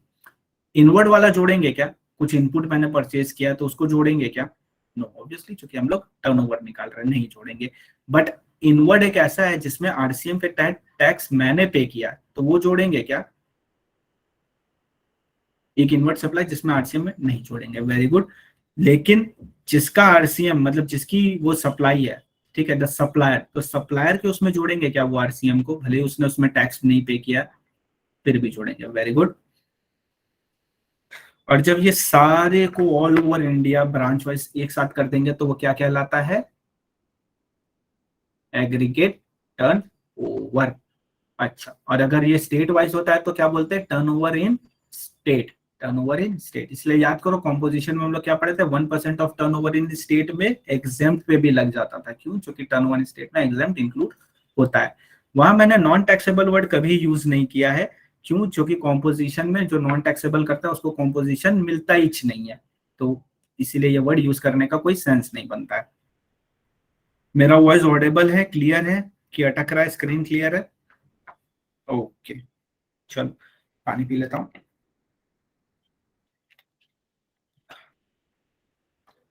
इनवॉइस अगर प्रिंसिपल के नाम पे है, इनवॉइस अगर प्रिंसिपल के नाम पे है तो फिर इस सिनेरियो में क्या हो जाएगा? थोड़ा स्लो करेंगे क्या? बिल्कुल स्लो करेंगे। इनवॉइस अगर प्रिंसिपल के नाम पे है तो रजिस्ट्रेशन, एजेंट को रजिस्ट्रेशन तभी लेना है, एजेंट को रजिस्ट्रेशन तभी लेना है जब उसका एग्रीगेट टर्नओवर एक्सीड करेगा थ्रेशोल्ड, जब उसका एग्रीगेट टर्नओवर एक्सीड करेगा थ्रेशोल्ड। पर एजेंट के एग्रीगेट टर्नओवर में वो सारी सेल्स लेने जो वो ऑन बिहाफ ऑफ प्रिंसिपल किया है। हालांकि इसका टैक्स जीएसटी में प्रिंसिपल ही पे करेगा, इसका जीएसटी प्रिंसिपल ही पे करेगा, बट इसको for the purpose of determining aggregate turnover in case of registration सिर्फ तभी, मतलब मैनुअल कैलकुलेशन करेंगे इसके लिए, इसको रिटर्न वगैरह में नहीं दिखाना, इसलिए कोई फर्क नहीं पड़ता है इससे रिलेटेड। इनवॉइस अगर वो अपने नाम पे देता है तब तो उसको कंपलसरी रजिस्ट्रेशन है under section 24। Principal and job worker के केस में क्या होता है? प्रिंसिपल एंड जॉब वर्कर के केस में बहुत सिंपल सी चीज होती है कि प्रिंसिपल और जॉब वर्कर के केस में जॉब वर्कर के एग्रीगेट टर्नओवर में कभी नहीं जोड़ेंगे, ऑलवेज प्रिंसिपल के एग्रीगेट टर्नओवर में आएगा। भले जॉब वर्कर के फैक्ट्री से सीधा कस्टमर को जाए या जॉब प्रिंसिपल के पास रिटर्न है, कोई फर्क नहीं पड़ता है। इन ऑल द सिनेरियो सिर्फ और सिर्फ प्रिंसिपल के उसमें ऐड होगा। लेकिन जो जॉब वर्कर का चार्जेस है, जॉब वर्क चार्जेस, वो जॉब वर्कर के एग्रीगेट टर्नओवर में इंक्लूड होगा। ऑब्वियस सी बात है भाई, वो उसका जॉब वर्क चार्जेस है, उसका कमाई है, उसकी कमाई उसके टर्नओवर में आएगी। इन शॉर्ट अगर एग्रीगेट टर्नओवर को मैं समराइज करूं तो इस तरह बोल सकता हूँ कि तुम्हारी जो भी कमाई है, चाहे गुड्स से, चाहे सर्विस से, चाहे कमीशन से, चाहे किसी भी चीज से, वो सब कुछ तुम जोड़ देना तो तुम्हारा एग्रीगेट टर्नओवर बन जाएगा, वो भी एक्सक्लूडिंग जीएसटी। बस अपना परचेजेस मत जोड़ना उसमें। सेज, अगर मेरा एक यूनिट है मान लो यूपी में, और और उसी यूपी में एक सेज है और उसमें मेरा यूनिट है, तो मेरे को क्या 2 रजिस्ट्रेशन लेना है कि 1 रजिस्ट्रेशन लेना है? 2 रजिस्ट्रेशन लेना है, very good. Revocation of cancellation, मेरे से भैया हो गई एक गलती और मेरा हो गया कैंसिलेशन रजिस्ट्रेशन, तो मेरे पास 30 दिन है, 30 दिन के लिए मैं 30 दिन के अंदर मैं अप्लाई कर दूंगा। और अगर प्रॉपर ऑफिसर को लगेगा कि हाँ भैया इसे जेन्युइन मिस्टेक हुई थी, इसने वो मिस्टेक को रेक्टिफाई कर दिया है और इसने एप्लीकेशन भी फाइल किया रिवोकेशन के लिए, तो वो चाहे तो रिवोक कर देगा। लेकिन जब वो रिवोक कर देगा ना, तो जितना पीरियड के लिए मेरा कैंसिल था ना, उतना पीरियड का रिटर्न मेरे को 30 डेज के अंदर भरना पड़ेगा, उतना पीरियड का रिटर्न हमको 30 डेज के अंदर भरना पड़ेगा। इसमें एक अमेंडमेंट बहुत सिंपल सी हुई है कि अगर तुमको रिवोकेशन ऑफ कैंसिलेशन चाहिए तो तुमको आधार ऑथेंटिकेशन करवाना पड़ेगा, मैंडेटरी है तुम्हारे लिए। और एक चीज इसमें कि मान लो आधार तुम्हारे पास नहीं आया, तो सबसे मुश्किल चीज है इसमें कि तुमको एनरोलमेंट आईडी देनी पड़ेगी। बैंक पासबुक के साथ फोटोग्राफ जिसमें रहेगा, वोटर आईडी कार्ड रहेगा, पासपोर्ट रहेगा, ड्राइविंग लाइसेंस, ये सब रहेगा। और जब आधार आ जाएगा तब ऑथेंटिकेट करवा देना 30 डेज के अंदर। जब आधार आ जाएगा तब ऑथेंटिकेट करवा देना 30 डेज के अंदर। कुछ कुछ टॉपिक है जो मेन बुक से पढ़ लेना। Procedure for Aadhaar authentication, procedure for registration, amendment, procedure for amendment in registration. ठीक है, इस पॉइंट को एक बार कैजुअल रीडिंग मार लेना। आ भी सकता है, नहीं भी आ सकता, कोई इसका इंपॉर्टेंट नहीं है उतना। ठीक है, कॉम्पोजिशन स्कीम में आते हैं, चैप्टर नंबर 6 पहुंच चुके हैं। कम ऑन बका, चलो आओ इधर। Chapter number 6 basic. सबसे पहले क्या है, स्मॉल टैक्स पेयर के लिए लोअर टैक्स रेट है, हैसल फ्री है, सिंपल कैलकुलेशन है, सिंपल रिटर्न है। एग्रीगेट टर्नओवर क्या होता है पता है अपने को, बताने का जरूरत नहीं है सर आपको। ओके चलो, एग्रीगेट टर्नओवर कब तक होना चाहिए, is up to 75 lakh in preceding financial year या 1.5 CR in preceding financial year, तो अपने को 10(1) मिलेगा। 10(1) क्या होता है, आओ चलो यहाँ देखते हैं फटाफट, कहाँ गया। रजिस्ट्रेशन लेने के दो तरीके हैं। रजिस्ट्रेशन एक नॉर्मल या तो ले लो या तो कॉम्पोजिशन में आ जाओ। कॉम्पोजिशन में आओगे तो दो सेक्शन वर्क करता है, 10(1), 10(2) है। 10(1) बोलता है goods plus restaurant and little bit of services allowed. Goods plus restaurant and little bit of service allowed, which is called, क्या बोलते हैं उसको, प्रोविजो। क्या बोलते हैं जल्दी बताओ, सेकेंड प्रोविजो टू 10(1). 15 कहां पहुंच गया, रूल 10, सॉरी सेक्शन 10(1). ठीक है, 75 लाख या 1.5 CR, यहाँ पे रेट क्या 1% या 5%। 10(2) है किसके लिए, सर्विस के लिए, क्योंकि 10(2) में लिखा है जिसको 10(1) नहीं मिलेगा उसके लिए 10(2) है। 10(1) सर्विस को नहीं मिलता है तो 10(2) सर्विस के लिए हो गया। 50 लाख 6%। अब चलो फटाफट देख लेते हैं यहाँ पे। स्पेशल कैटेगरी में तो 75 लाख, अदर देन स्पेशल हो तो 1.5 CR। एग्रीगेट टर्नओवर 75 लाख या 1.5 CR प्रीसीडिंग फाइनेंशियल ईयर का देखना है। अगर अप टू डेट है तो 10(1) में कॉम्पोजिशन स्कीम मिल जाएगा। अगर करंट ईयर में कब तक मिलेगा, जब तक 75 लाख और 1.5 CR है तब तक है। जिस दिन क्रॉस हो गया उस दिन मिलना बंद हो जाएगा। 75 लाख में कौन है, अरुणाचल प्रदेश, उत्तराखंड, मणिपुर, मेघालय, मिजोरम, नागालैंड, सिक्किम, त्रिपुरा। अरुणाचल प्रदेश, उत्तराखंड, मणिपुर, मेघालय, मिजोरम, नागालैंड, सिक्किम, त्रिपुरा। अदर्स में कौन है, हज एंड अदर्स। हज एंड अदर्स के लिए 1.5 CR है। यहाँ पे थोड़ा गेम हो सकता है इसलिए ध्यान रखना। ओके 10(1) ले लिया तो भैया मेरे को बेनिफिट क्या मिलेगा, तुमको बेनिफिट भैया ये मिलेगा, तुम मैन्युफैक्चर हो तो सिर्फ 1% ऑफ टर्नओवर इन स्टेट इतना जीएसटी पे कर देना, और कुछ दिमाग नहीं लगाना। 1% ऑफ टर्नओवर इन स्टेट दे देना, 0.5 प्लस 0.5 होता है इसमें। टर्नओवर इन स्टेट मतलब एग्जेम्प्ट भी इंक्लूड हो जाएगा इसमें। तुम रेस्टोरेंट वाले हो, जिसको प्यार से क्या बोलते हैं, schedule 2 para 6 clause B, schedule 2 para 6 clause B वाले हो, यानी सप्लायर ऑफ फूड यानी रेस्टोरेंट सर्विस वाले हो, तो 5% ऑफ टर्नओवर इन स्टेट दे देना, 2.5 जिसमें एग्जाम्प्ट इंक्लूड होगा। इसके अलावा तुमको और कुछ टैक्स नहीं देना है। ट्रेडर हो तो 1% of turnover of taxable, the word over here is taxable, supply of goods and services in state, यानी 0.5 प्लस 0.5 करके दे देना। अच्छा, क्या कॉम्पोजिशन वाला अपनी पॉकेट से पे करता है या कस्टमर से कलेक्ट करता है, जल्दी बताओ। पॉकेट से, अपने पॉकेट से देता है, वो कभी भी कस्टमर से कलेक्ट नहीं कर सकता है। सेकेंड प्रोविजो टू 10(1) किसकी बात करता है, little bit of service. And little bit of service क्या होती है, प्रीसीडिंग फाइनेंशियल ईयर का 10% और 5 lakh which ever is higher, इतने तक की सर्विस, इतने तक की सर्विस करंट ईयर में दे सकता है, इसके ऊपर नहीं दे सकता है। ओके तो सेकेंड प्रोविजो टू 10(1) बोलता है लिटिल बिट ऑफ सर्विस दे सकता है। प्राइमरी क्या होना चाहिए, प्राइमरी अपना होना चाहिए मैन्युफैक्चर, रेस्टोरेंट या ट्रेडर। सेकेंडरी उसमें जो है वो लिटिल बिट ऑफ सर्विस है। ठीक है, ऐसा मत सोचना सर्विस दे सकता है तो सर्विस ही दे रहा है, नहीं। प्राइमरी इज दिस 3 थिंग्स, इसके साथ एडिशनल में तुम ये दे सकते हो। याद रखना कि इंटरेस्ट ऑन लोन, डिपॉजिट और एडवांस कभी भी कॉम्पोजिशन, रूल 42, रूल 43 इसमें कभी भी नहीं लेते। रूल 42, 43 किसका, आईटीसी में बताएंगे, आईटीसी का।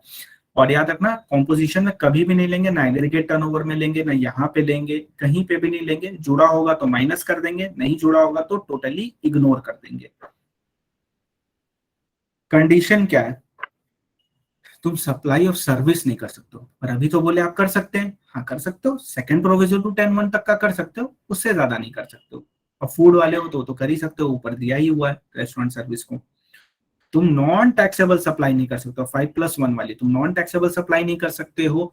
तुम इंटर स्टेट आउटवर्ड नहीं कर सकते हो। परचेज कर सकते हैं क्या इंटर स्टेट, जल्दी बताओ तो। हाँ कर सकते हैं, वेरी गुड। ठीक है। He is not engage in making supply through e commerce operator. Amazon के थ्रू सेल कर सकते हैं क्या? नहीं कर सकते अमेजोन के थ्रू। Very good. ठीक है। सीटीपी एनआरटीपी नहीं हो सकते। नॉट अ मैन्युफैक्चरर ऑफ पीता। पीता क्या? Pan masala, ice cream, tobacco, aerated water. Amendment क्या हुई है? वही fly ash brick, fly ash aggregate 90%, fly ash block, bricks of fossil mill, building brick, earthen और रूफिंग टाइल्स। एक बार रीड करेंगे, एग्जाम में आएगा, अपने आप समझ में आ जाएगा। ये है चूंकि थोड़ा यूनिक है, ऑटोमेटिक माइंड में सेट हो जाएगा ये, तो ज्यादा प्रेशर लेने की नीड नहीं है। पर मेरे को ये बताओ, क्या मैं ट्रेडर हो सकता हूँ क्या आइसक्रीम का? ट्रेडर को अलाउड है ना? करेक्ट। यस, मैन्युफैक्चर को अलाउड नहीं है, ट्रेडर को अलाउड है। अच्छा, ट्रेडर है मैनु आइसक्रीम का, तो कितना देंगे कॉम्पोजिशन में? कितना परसेंट टैक्स देना है मेरे को?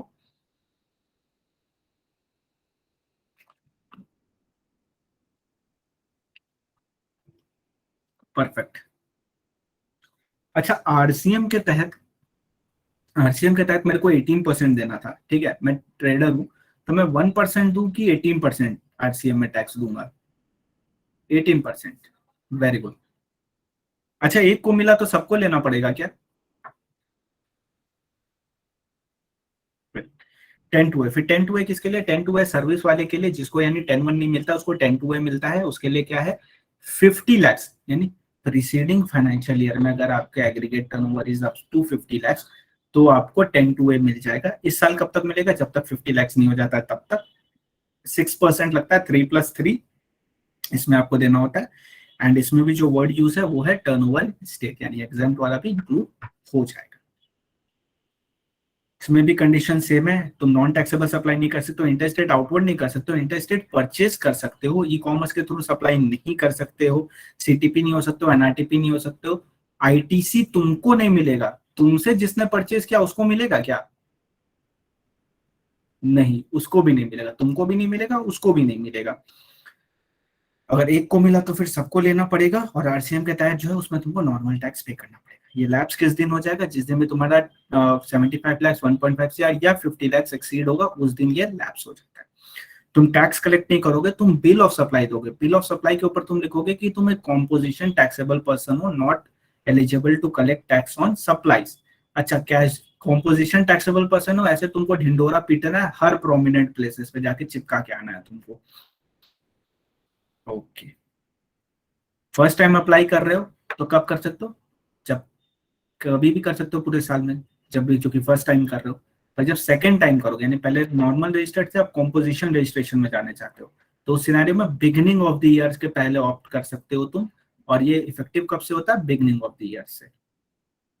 यहाँ खत्म होता है अपना ये। अब चलते payment of tax chapter. Payment of tax chapter में दो प्रकार के लेजर अपने पड़े, टोटल होता है 3। Electronic cash ledger, liability register and electronic credit ledger. ठीक है। इलेक्ट्रॉनिक कैश लेजर में क्या आता है? Tip fees. टिप फीस के लिए ही सिर्फ यूज कर सकते हैं, और किसी चीज के लिए नहीं, और किसी चीज और कुछ बचा ही नहीं। पेमेंट तो यही करते हैं, tax, interest, penalty, fees.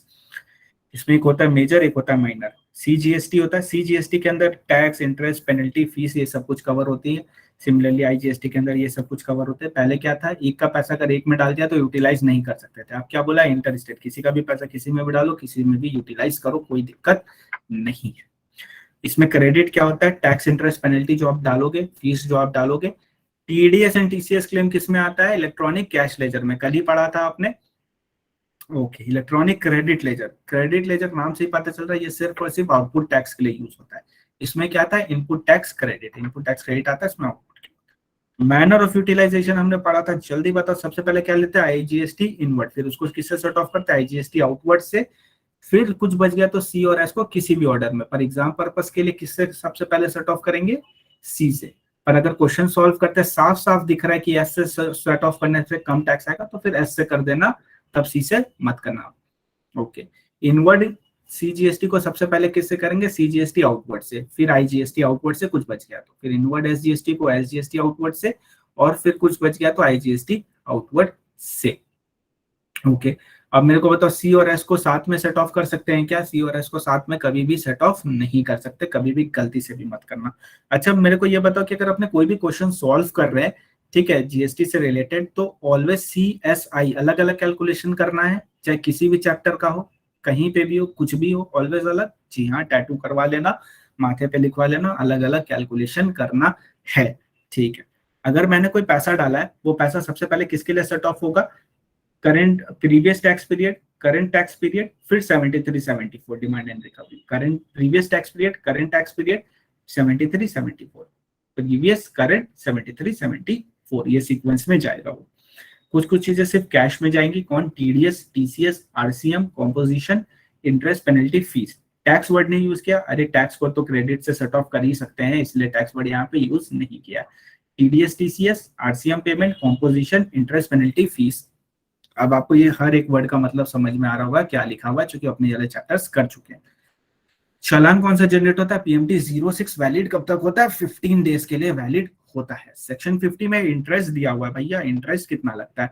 Interest लगता है जनरली नेट लाइबिलिटी पे। नेट लाइबिलिटी मतलब आउटपुट टैक्स माइनस आईटीसी, पर प्यार से इसको क्या बोलेंगे? By debiting electronic credit ledger. But अगर 73 74 का केस है ना, उस पर इंटरेस्ट लगेगा वो क्रॉस लाइबिलिटी पे लगेगा। वेरी गुड, यानी इनपुट सेट ऑफ नहीं कर सकते। जनरल रेट कितना है जल्दी से बताओ, तो जनरल रेट इंटरेस्ट का कितना है? 18%। बट अगर कोई काला कांडी किया यानी एक्सेस क्लेम ऑफ आईटीसी वगैरह किए हैं, उस केस में 24। Very good, okay. तो 21st डे से till date of payment, correct. 21st day से till date of payment. 21st day कहां से? टीओएस आया, उसके नेक्स्ट मंथ के 20 तक पेमेंट करना आता है, नहीं किया तो 21st डे से 18% से इंटरेस्ट लगना स्टार्ट हो जाएगा।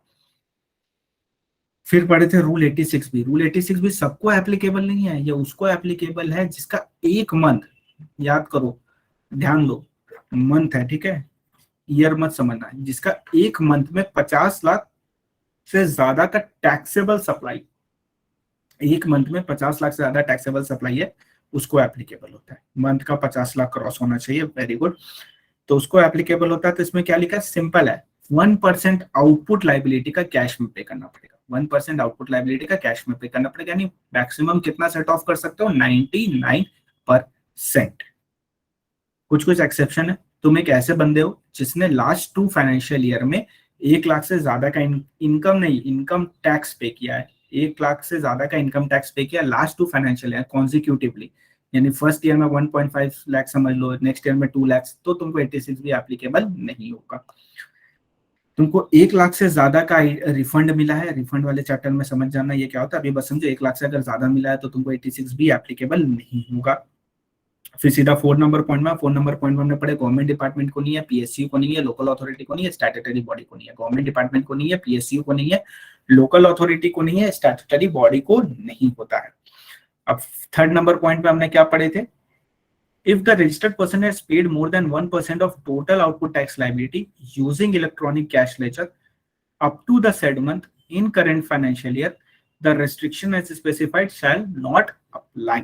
जिसके लिए अपने बहुत खूबसूरत सा एग्जाम्पल किए थे, ये वाला। यहाँ पे अपने किससे कंपेयर करते थे? ये क्यूमुलेटिवली अपने देखते थे, अगर 1% हो जाता है तो एप्लीकेबल नहीं होता था, 1% नहीं होता था क्यूमुलेटिवली तो एप्लीकेबल हो जाता था नेक्स्ट मंथ में, ठीक है। तो ये वाली चीज का ध्यान रखना, इस एग्जाम्पल को एक बार रिवाइज कर लेना, नहीं समझ में आ रहा तो। वैल्यू ऑफ सप्लाई में पहुंच गए अपने, ओ माय गॉड, जनता भी थोड़ी सी कम हो गई है, साथ में होना सब। 2 मिनट्स ब्रेक किसको? मेरे को या तुम लोग को? चलो स्टार्ट करते हैं।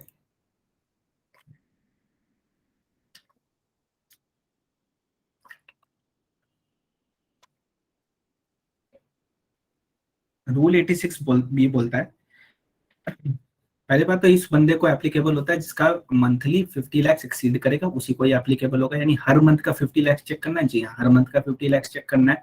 एक चीज और ध्यान रखना है, ये क्वेश्चन नंबर 1 या क्वेश्चन नंबर 4 में आएगा और आपको पता नहीं चलेगा। आपको पता करने के लिए बस ये 50 लाख वाला जैसे ही आएगा तो आपको स्ट्राइक कर जाना चाहिए, यही इसका ट्रिगर पॉइंट है। अगर 50 लाख तुम्हारा एक्सीड करता है तो तुमको आउटपुट लाइबिलिटी का कम से कम 1% डिस्चार्ज करना पड़ेगा इलेक्ट्रॉनिक कैश लेजर में। 1% कम से कम डिस्चार्ज करना पड़ेगा इलेक्ट्रॉनिक कैश लेजर में। किसको एप्लीकेबल नहीं है? 1 लाख अगर 2 फाइनेंशियल ईयर में, ईच फाइनेंशियल ईयर में 1 लाख से ज्यादा इनकम टैक्स पे किया तो एप्लीकेबल नहीं होगा तुमको। 1 लाख से ज्यादा रिफंड मिला, एप्लीकेबल नहीं होगा। गवर्नमेंट हो, पब्लिक सेक्टर हो, लोकल अथॉरिटी, स्टैट्यूटरी बॉडी हो तो तुमको एप्लीकेबल नहीं होगा। इस एग्जांपल में हम लोग ये अज्यूम करते हैं कि इसका हर मंथ में जो टर्नओवर है वो 50 लाख एक्सीड किया है, ठीक है। अब देखो, output tax is 10 lakh, 1% cash में देना होता है, तो हम 10,000 कैश में पे कर दिया। क्यूमुलेटिव कैश अभी तक 10 है, क्या मोर देन 1% है? नहीं, एग्जैक्टली 1% है। तो मई वाले मंथ पे 86 भी एप्लीकेबल होगा। मई में मेरा आउटपुट टैक्स है 20 लाख का, मैंने 21 लाख कैश में पे किया है, तो क्यूमुलेटिवली कितना हो गया? 10 प्लस 21 कितना हो गया? 31,000। 31,000 है। सो इसका जो 1% होता है वो होता है 30,000, और मैंने अभी तक 31,000 पे किया हुआ है। तो मोर देन 1% है क्यूमुलेटिवली, यस मोर देन 1% है। तो नेक्स्ट मंथ पे 86 भी जो होगा वो एप्लीकेबल नहीं होगा। फिर 6 लाख आउटपुट टैक्स हुआ है मेरा, मैंने कैश में पेमेंट नहीं किया, क्यों करूं? क्योंकि मेरे पे एप्लीकेबल नहीं है, तो मैं क्यों करूं कैश में पेमेंट? तो ये 31 वाला कैरी फॉरवर्ड हो जाएगा क्यूमुलेटिवली। तो देखो जब इसको टोटल करेंगे तो 36 आएगा, और मैंने कितना पे किया? 31 अभी तक कैश में। तो एक्सीडिंग 1% है? नहीं है। तो नेक्स्ट मंथ पे 86 भी जो होगा वो एप्लीकेबल हो जाएगा। तो 10 लैक्स हुआ है मेरा, फिर मेरा 20,000 मैंने कैश में पे करना है, क्योंकि मेरे को 1% मिनिमम पे करना था। तो क्यूमुलेटिवली कैश मेरा टोटल कितना हो गया? 31 प्लस 20, 51। ठीक है, यहां से यहां तक अगर हम काउंट करेंगे, उसका मोर देन 1% है, जी हाँ उससे मोर देन 1% है, तो नेक्स्ट मंथ में मेरा 86 भी एप्लीकेबल नहीं होगा, and so on and so fourth. अब चलते हैं वैल्यू ऑफ सप्लाई की तरफ।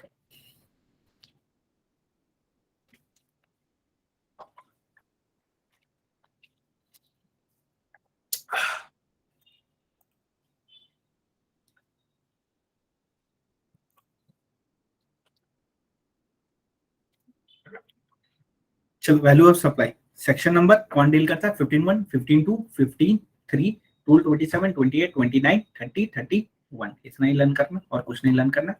और एक वो अपने को फॉरेक्स वाला लर्न करना पड़ेगा। ठीक है, 15(1) क्या बोलता है? Value should be transaction value, price actually paid और पेबल। कंडीशन क्या है? बायर एंड सेलर रिलेटेड नहीं होना चाहिए, प्राइस सोल कंसिडरेशन होना चाहिए। जल्दी मेरे को बता दो, रिलेटेड होगा तो कौन सा रूल लगाएंगे? 28, वेरी गुड। एंड अगर प्राइस सोल कंसिडरेशन नहीं है तो कौन सा रूल लगाते हैं? 27, वेरी गुड दिवेश, मुस्कान, स्मिता, वेरी गुड। चलो, तो ट्रांजैक्शन वैल्यू लेते हैं, तो उसमें कुछ ऐड करेंगे, 15(2) ऐड करेंगे उसमें, 15(2) ABCDE। 15(2) A for duty other than GST, B for third party payment जिसके लिए सप्लायर लायबल था, रेसिपेंट ने पेमेंट किया, C for incidental expense, condition होनी चाहिए कि टाइम ऑफ सप्लाई या बिफोर डिलीवरी होना चाहिए, D for interest, late fees और penalty, always inclusive of tax amount, कुछ नहीं दिया है तो 18%, सब्सिडी 15(2)E, गवर्नमेंट से मिला है तो ऐड मत करना, ऑलरेडी ऐड किया हुआ है तो माइनस कर देना। अदर से मिला है, लिंक्ड टू प्राइस है तो ऐड कर देंगे वैल्यू पे, नहीं किया हुआ है तो ऐड कर देना, ऑलरेडी ऐड किया हुआ है तो इग्नोर कर देना। नॉट लिंक टू प्राइस है तो ऐड मत करना, ऑलरेडी ऐड किया हुआ है तो माइनस कर देना। 15(3) डिडक्शन डिस्काउंट, बिफोर TOS है, eight the time of TOS या बिफोर है तो डिडक्ट कर देना।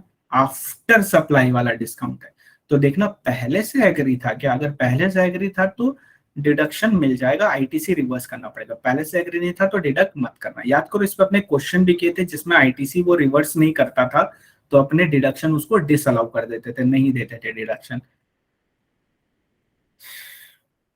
फिर है 27, 28, 29। 27 किसके लिए? अगर consideration is not होनली in money, तो सब first priority open market value, second priority याद करो अपने को वॉच मिला था, गोविंद ने वॉच दी थी, तो वॉच का फेयर मार्केट वैल्यू। ऊपर में अपने क्या करें? Open market value of the goods supplied, and second में अपने क्या करें? Fair market value of goods received. Third वाला क्या बोलता है? Value of like kind and quality, उस जैसा कोई और है तो वो। ठीक है, नहीं मिल रहा है तो 30 और 31, नहीं मिल रहा है तो 30 और 31।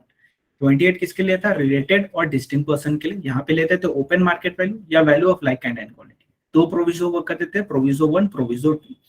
प्रोविजो 1 क्या बोलता है? अगर एज सच सप्लाई होने वाला है ना, तो सप्लायर के पास ऑप्शन है, वो 90% of like kind and quality ले सकता है, लेकिन किसका?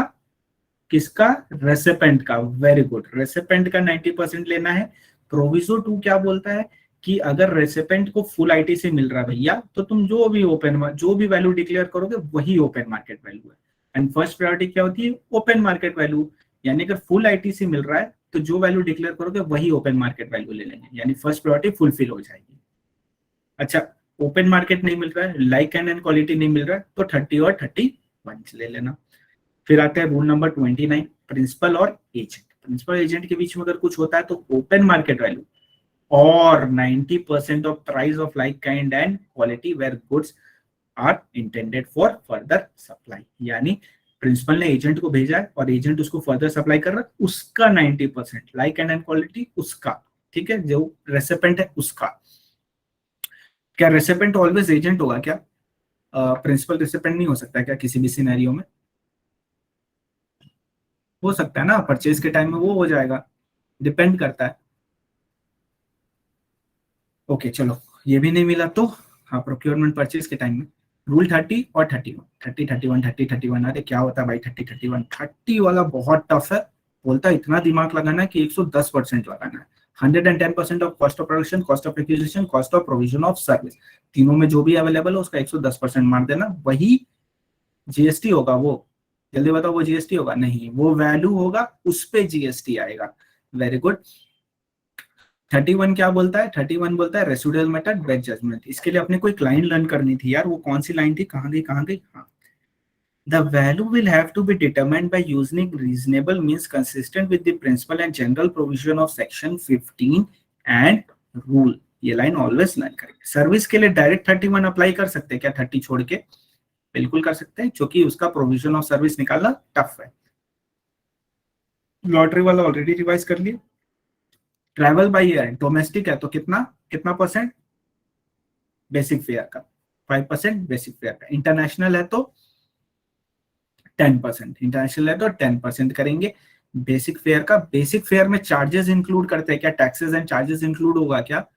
नहीं, नहीं होगा, चार्जेस एंड टैक्सेस इंक्लूड नहीं होने वाला है। Buying and selling of second hand goods, ITC नहीं लिया है तो मार्जिन पे देंगे, selling price minus purchase price. ITC लिया है तो 15(1) प्राइस एक्चुअली पेड और पेबल। यानी इस वाले एग्जांपल में अगर आईटीसी नहीं लिया है तो अपने किस पे करते थे? 3 लाख माइनस 350 माइनस 3 लाख 50,000 में। और अगर आईटीसी लिया है तो 3,50,000 में, प्राइस एक्चुअली पेड और पेबल। वाउचर वाला ऑलरेडी रिवाइज कर लिए। इंश्योरेंस, इंश्योरेंस में 3 प्रकार की पॉलिसी होती है, saving policy, saving annual policy, risk policy. Risk policy के लिए क्या लेते थे? Cross premium charge. Saving annual के लिए 10%। Oh my God, 10% of single premium is GST, right? 10% of single premium will be GST. Value, very good. 10% of single premium will be value. Saving policy में क्या होता है ना, दो चीज होती है, एक होता है इन्वेस्टमेंट एलिमेंट, एक होता है आपका जो रिस्क कवर एलिमेंट, ठीक। तो अगर इन्वेस्टमेंट एलिमेंट वो आपको बता देते हैं ना, तो उस सिनेरियो में ग्रॉस प्रीमियम से इन्वेस्टमेंट एलिमेंट माइनस कर देंगे, जो चीज आएगी वो वैल्यू बनेगी, उस पर जीएसटी लगेगा। अगर वो आपको नहीं बताते तो उस सिनेरियो में फर्स्ट ईयर में 25% of premium charge, second year में 12.5% ऑफ प्रीमियम चार्ज। अच्छा, तो सब्सिक्वेंट ईयर में 12.5% of premium charge will be GST, right? No, it will be value. Very good.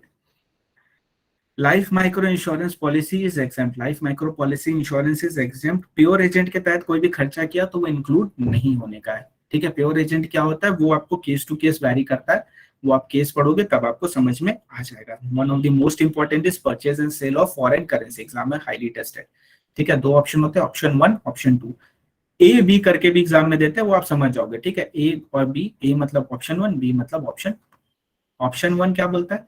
Foreign currency से रुपया में कन्वर्ट हो रहा है, मतलब डॉलर टू रुपीस, तो डीलर का बाइंग या सेलिंग रेट माइनस आरबीआई का बेस रेट, दोनों का डिफरेंस निकालेंगे, उसको मल्टीप्लाई करेंगे, जिसमें कन्वर्जन हुआ है, याद करो किए थे मल्टीप्लाई, फिर उससे वैल्यू आया था, उस पर टैक्स निकाले थे। आरबीआई का रेट अवेलेबल नहीं है तो 1% रुपीज में जितना कन्वर्जन हुआ उसका 1% मारना, डॉलर का नहीं, रुपीज का 1% मार देना, उससे जीएसटी आ जाएगा, करेक्ट, उससे जीएसटी आ जाएगा, फिर पे करके चले जाएंगे ना, राइट? नो, वेरी गुड, उससे वैल्यू आएगा। आपको कोई पागल बनेगा? पागल थोड़ी बनोगे, ऐसे थोड़ी आपको कोई पागल बना सकता है।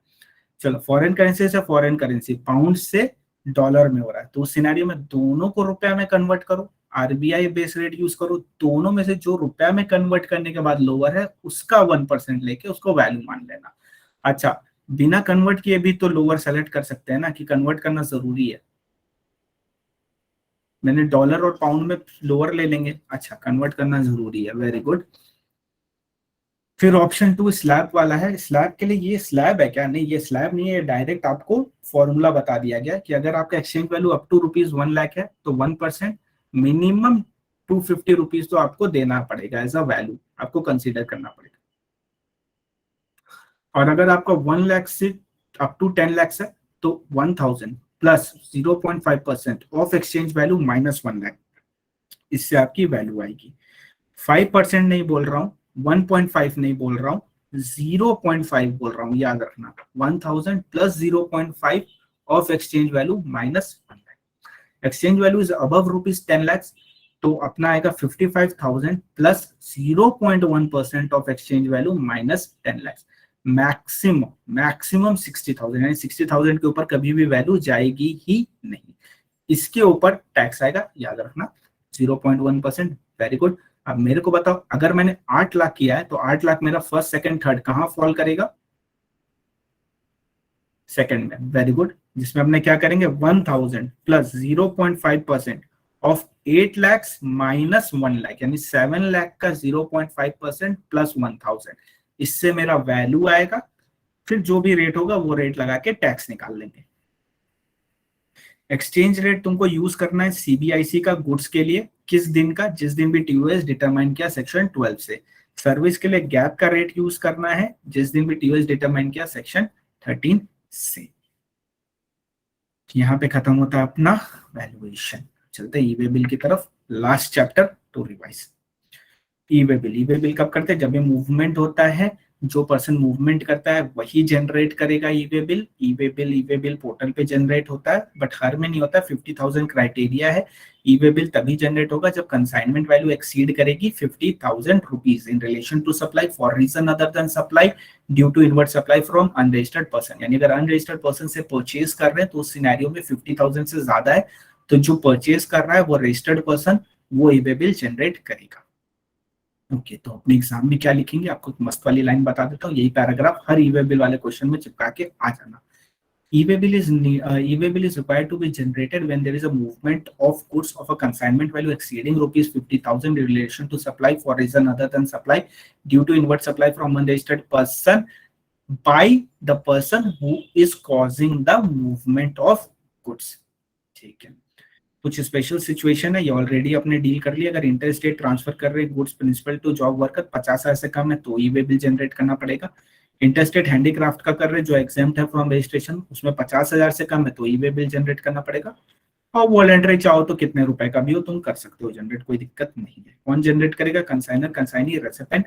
अनरजिस्टर्ड से जो परचेज कर रहा है, तो अनरजिस्टर्ड परचेज या सेल कुछ भी कर रहे हो तो तुमको जो रजिस्टर्ड पर्सन है वो जनरेट करेगा, या ट्रांसपोर्टर भी जनरेट कर सकता है। जीएसटी का ई वे बिल का क्या है? जीएसटी ईडब्ल्यूबी 01, ईडब्ल्यूबी 01 है। इसमें दो पार्ट होता है, part A part B. Part A कौन फर्निश करता है? जो पर्सन कॉज कर रहा है movement of goods, the consignor can. और जो कंसाइनर है वो चाहे तो ऑथराइज कर सकता है ट्रांसपोर्टर को, कुरियर एजेंसी को, ई कॉमर्स ऑपरेटर को कि वो फिल कर दे part A of the E way bill.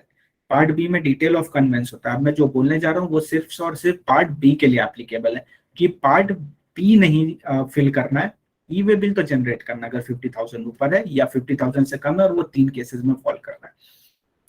तो मैंने क्या बोला यहाँ पे? बहुत सिंपल सी चीज बोली मैंने, बोला यहाँ पे कि अगर मेरा जो गुड्स है वो 50 किलोमीटर के दायरे के अंदर ही जाने वाला है, 50 किलोमीटर के दायरे के अंदर जाने वाला with in the state, the keyword is with in the state, तो उस सिनेरियो में पार्ट बी नहीं जनरेट करना, पार्ट ई वे बिल तो ऑब्वियसली जनरेट करना है। पार्ट बी फिल करने की कोई नीड नहीं है, पार्ट बी यानी डिटेल ऑफ कन्वेंस देने की कोई नीड नहीं है। वैलिडिटी क्या होती है? Up to 200 kilometre 1 day, for additional 200 kilometre additional 1 day, up to 20 kilometre 1 day and for every additional 20 kilometre additional 1 day.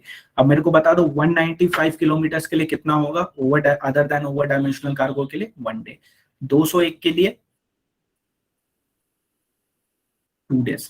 Very good, perfect. अगर ई वे बिल कोई बंदा जनरेट करता है तो सामने वाला पार्टी को उसको एक्सेप्ट भी करना पड़ेगा या रिजेक्ट करना पड़ेगा, पर ये सिर्फ वो रजिस्टर्ड पर्सन कर सकता है और कोई नहीं।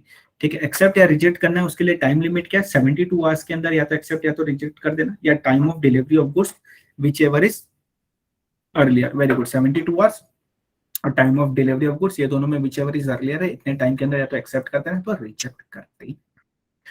कैंसिल कर सकते हैं ई वे बिल, बिल्कुल। जो जनरेटर है बस वही कैंसिल कर सकता है, 24 घंटे के अंदर कैंसिल करना पड़ेगा। कैंसिल किए हुए ई वे बिल के अगेंस्ट में कोई गुड्स को ट्रांसपोर्ट मत करना, वरना वो इलीगल कहलाएगा और तुम पे काफी सारी पेनल्टीज वगैरह लग जाएंगी। वेरी गुड, इलीगल कहलाएगा। अच्छा, एक बार अगर वेरीफाई हो गया उसके बाद कैंसिल कर सकते हैं क्या? No no no no no no no no, very good. Summary report, summary report मतलब अगर आपका इंस्पेक्शन वगैरह हुआ है ना, फिजिकल इंस्पेक्शन हुआ है, तो जो प्रॉपर ऑफिसर आपका इंस्पेक्शन किया वो एक समरी रिपोर्ट जनरेट करेगा पार्ट ए में, फॉर्म जीएसटी ईडब्ल्यूबी 03 में। कितने देर के अंदर? 24 घंटे के अंदर। आपका इंस्पेक्शन हुआ जो 24 घंटे के अंदर, और फिर फाइनल रिपोर्ट जमा करेगा 3 दिन के अंदर। इसमें 3 दिन का एक्सटेंशन भी मिलता है। ये होता है तुम्हारा पार्ट बी में, ईडब्ल्यूबी 03 में। ठीक है। अगर एक बार फिजिकल वेरिफिकेशन हो गया तो सेम स्टेट में हो सकता है क्या मेरा वापस से फिजिकल वेरिफिकेशन? नहीं, बट अगर अपने को कुछ इंफॉर्मेशन वगैरह मिला तब हो सकता है। ठीक है। अगर अपना एक बार फिजिकल वेरिफिकेशन हो गया उत्तर प्रदेश में, तो राजस्थान में हो सकता है क्या वापस से फिजिकल वेरिफिकेशन? हाँ। अच्छा, अगर मेरे को टैक्स इवेशन का जानकारी नहीं है फिर भी हो सकता है क्या? हाँ, वेरी गुड, परफेक्ट। कॉन्सोलिडेटेड ई वे बिल अपने क्या पढ़े थे? मान लो कि एक ऐसा गाड़ी है, उस गाड़ी में सबका 50,000 से कम है, तो क्या पर एग्रीगेट 50,000 से ज्यादा है, तो ट्रांसपोर्टर क्या करेगा? एक कॉन्सोलिडेटेड ई वे बिल जनरेट करेगा। पर ये तभी करेगा जब इंटर स्टेट सप्लाई हो रहा है, तभी करेगा। फॉर्म नंबर है जीएसटी EWB 02। ठीक है, prior to the movement of goods करेगा। पर transport of goods by railway, air और वेसल के केस में ये वाला पॉइंट एप्लीकेबल है। ई वे बिल एप्लीकेबल है नहीं भैया, कॉन्सोलिडेटेड ई वे बिल एप्लीकेबल नहीं है, ऐसा बोल रहा हूँ। ई वे बिल तो एप्लीकेबल है डिपेंडिंग ऑन सर्कमस्टेंसेस। अब मल्टीपल ई वे बिल है मेरे पास, तो मैं क्या करूंगा? सबको एक साथ कंसोलिडेट करूंगा, सीरियल नंबर वाइज अरेंज कर दूंगा और एक consolidated e way bill generate करूंगा कॉमन पोर्टल पे। मैं कौन हूं? मैं हूं ट्रांसपोर्टर। ट्रांसपोर्टर जनरेट करेगा prior to movement. Form number क्या है? GST EWB 02। अच्छा, जो अपने ड्राइवर है, जो ट्रक चला रहे हैं, वो अपने साथ क्या क्या लेके जाएंगे? बिल ऑफ सप्लाई, डिलीवरी चालान या इनवॉइस एज द केस में B, copy of e-way bill in physical form, e-way bill number in electronic form, e-way bill mapped to RFID embedded to the conveyance, या in case of imported goods bill of entry। bill of entry क्या होता है? Custom है, समझेंगे। Restriction, अगर आप एक ऐसे बंदे हो, कैसे कॉम्पोजिशन वाले हो, 2 consecutive क्वार्टर तक रिटर्न नहीं लगाया, रेगुलर वाले हो 2 टैक्स पीरियड तक रिटर्न नहीं लगाया, तो इस सिनेरियो में तुम कोई भी आउटवर्ड सप्लाई करोगे तो ई-वे बिल जनरेट नहीं होगा। इनवर्ड सप्लाई करोगे तो जनरेट हो सकता है क्या? परचेज के लिए जनरेट हो सकता है। हाँ, परचेज के लिए जनरेट हो सकता है, आउटवर्ड सप्लाई के लिए ब्लॉक किया हुआ है। कंसाइनमेंट वैल्यू 50,000, कंसाइनमेंट वैल्यू 50,000, म्हणजे म्हणजे कंसाइनमेंट वैल्यू मीन्स जो भी वैल्यू एज पर सेक्शन 15 है वो प्लस जीएसटी, प्लस जीएसटी यानी इंक्लूसिव ऑफ जीएसटी। बट इसमें से क्या एक्सक्लूड करना है? एग्जेम्प्टेड सप्लाई का वैल्यू को एक्सक्लूड करना है, एग्जेम्प्टेड सप्लाई के वैल्यू को एक्सक्लूड करना है। ओके। जीएसटी EWB 01 बताओ किसका है? किसका है? किसका है 01? ई वे बिल का है। ई वे बिल के लिए 02 किसके लिए है? Consolidated E way bill, consolidated E way bill. And अपना 03 किसके लिए है? इंस्पेक्शन वगैरह के लिए, करेक्ट। चलो इसको भी कर लेते हैं। एडवांस रूलिंग, एडवांस रूलिंग कुछ कुछ चीजें शादी से पहले क्लियर कर लेना, नहीं तो टॉवल रखने के बाद होगा झगड़ा। 14 पॉइंट्स है, खत्म करते हैं। कौन कर सकता है? जिसकी शादी हो गई वो भी कर सकता है, जो शादी करने वाला है वो भी कर सकता है। यानी any registered person, any person desires of obtaining registration वो कर सकता है, पर विड्रॉ नहीं कर सकते। ठीक है। एडवांस रूलिंग के लिए अप्लाई करेंगे। किस किस मैटर के लिए कर सकते हैं ये लिस्ट लर्न करनी। हाँ, classification, notification, time of supply, value of supply, ITC, liability to pay, registration, कोई चीज सप्लाई है कि नहीं। Classification, notification, time of supply, ITC, liability to pay, registration लेना है कि नहीं, कोई चीज सप्लाई है कि नहीं। प्लेस ऑफ सप्लाई नहीं कर सकते। Very good Ashmita, place of supply नहीं कर सकते हैं। अच्छा, किसको अप्लाई करेंगे? ऑथोरिटी फॉर एडवांस रूलिंग को अप्लाई करेंगे। Authority for advance ruling state wise बनती है क्या? बताओ। State specific, yes state specific, state wise बनती है। इसका jurisdiction with in that state होता है, दैट पर्टिकुलर स्टेट, या ऑल ओवर इंडिया। यानी अगर मैंने यूपी में एडवांस रूलिंग लिया तो महाराष्ट्र में वैलिड होगी क्या? नहीं, नहीं वैलिड होगी। Very good. Okay, mister A की एडवांस रूलिंग मिस्टर बी पे वैलिड होगी क्या? नहीं होगी। Very good. ओके, तो अप्लाई करना है एडवांस रूलिंग के लिए, तो अपने किस में अप्लाई करेंगे? जीएसटी ARA 1, जीएसटी ARA 1 में अप्लाई करेंगे। 5,000 ईच फीस है। IGST 10,000 मैंने यहाँ पे लिखा है, पर IGST 10,000 कभी होगा ही नहीं, क्योंकि प्लेस ऑफ सप्लाई का मैटर इसमें अपने उठा सकते ही नहीं है, इसलिए 5,000 ईच होगा सी और एस का। ठीक है, किस मैटर के लिए नहीं जा सकते? प्लेस ऑफ सप्लाई पहले बता दिया, नहीं जा सकते।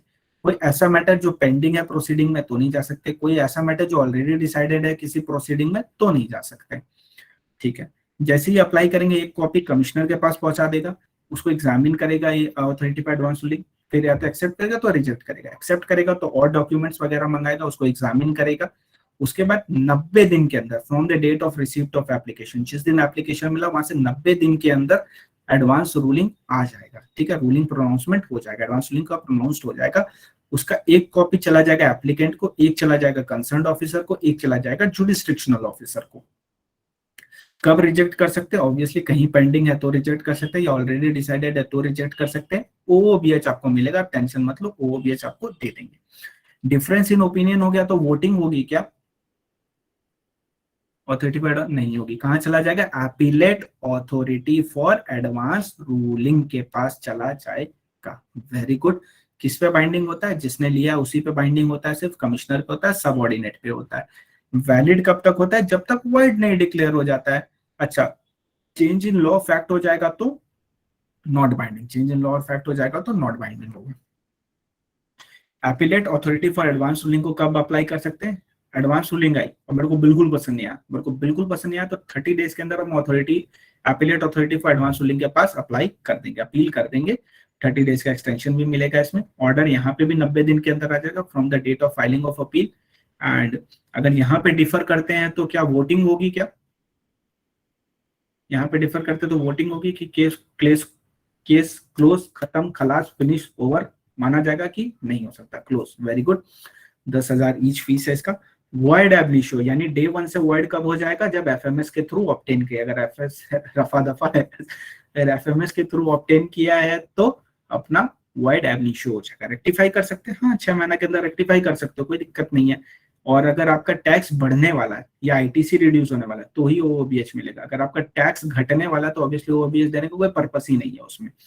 ठीक है, अगर मैंने एडवांस रूलिंग लिया तो मेरे को वो धंधा करना ही पड़ेगा क्या? बाउंड है क्या? नहीं, बाउंड नहीं है। Very good. अच्छा, मेरे को जल्दी से बताओ, मेरे को एडवांस रूलिंग में ना एक रूलिंग आई, मेरे को बिल्कुल पसंद नहीं आया। अपीलेट अथॉरिटी के पास जाके अपील फाइल कर सकता हूँ क्या अपील एंड रिवीजन में? यस जसलीन, एक थप्पड़ मारूंगा। अपीलेट अथॉरिटी के पास कभी भी नहीं जा सकते advance ruling appeal and revision वाला। सिर्फ और सिर्फ appellate authority for advance ruling के पास जा सकता है और किसी के पास नहीं जाएंगे। अपील एंड रिवीजन चैप्टर यहाँ पे एप्लीकेबल नहीं होता है। सो दैट्स इट, हो गया पूरा revision. Authority for advance ruling के लिए सिर्फ और सिर्फ appellate authority for advance ruling के पास अपील होगा। अपील एंड रिवीजन चैप्टर में जो भी अपने सीक्वेंस पढ़े ना, appellate authority, appellate tribunal, national tribunal, appellate state, high court, supreme court, ये सारी चीजें वहां एप्लीकेबल नहीं है एडवांस रूलिंग के लिए। यानी अगर मेरे को एक चीज बता दो, अगर मैंने एडवांस रूलिंग में appellate authority for advance ruling के पास अपील किया और मेरे को नहीं पसंद आया, तो उसके बाद मैं कहाँ जा सकता हूँ? क्या मतलब उसके बाद घर जाना पड़ेगा? अथॉरिटी फॉर एडवांस रूलिंग का एक रूलिंग आया, मैंने appellate authority for advance ruling के पास अपील की, appellate authority for advance ruling का भी मतलब जजमेंट रूलिंग आ गई और मेरे को पसंद नहीं आया, तो उसके बाद मैं किसके पास अपील कर सकता हूँ? खत्म, tata bye bye. Very good. घर? क्या मतलब घर जाना पड़ेगा उसके बाद? ठीक है,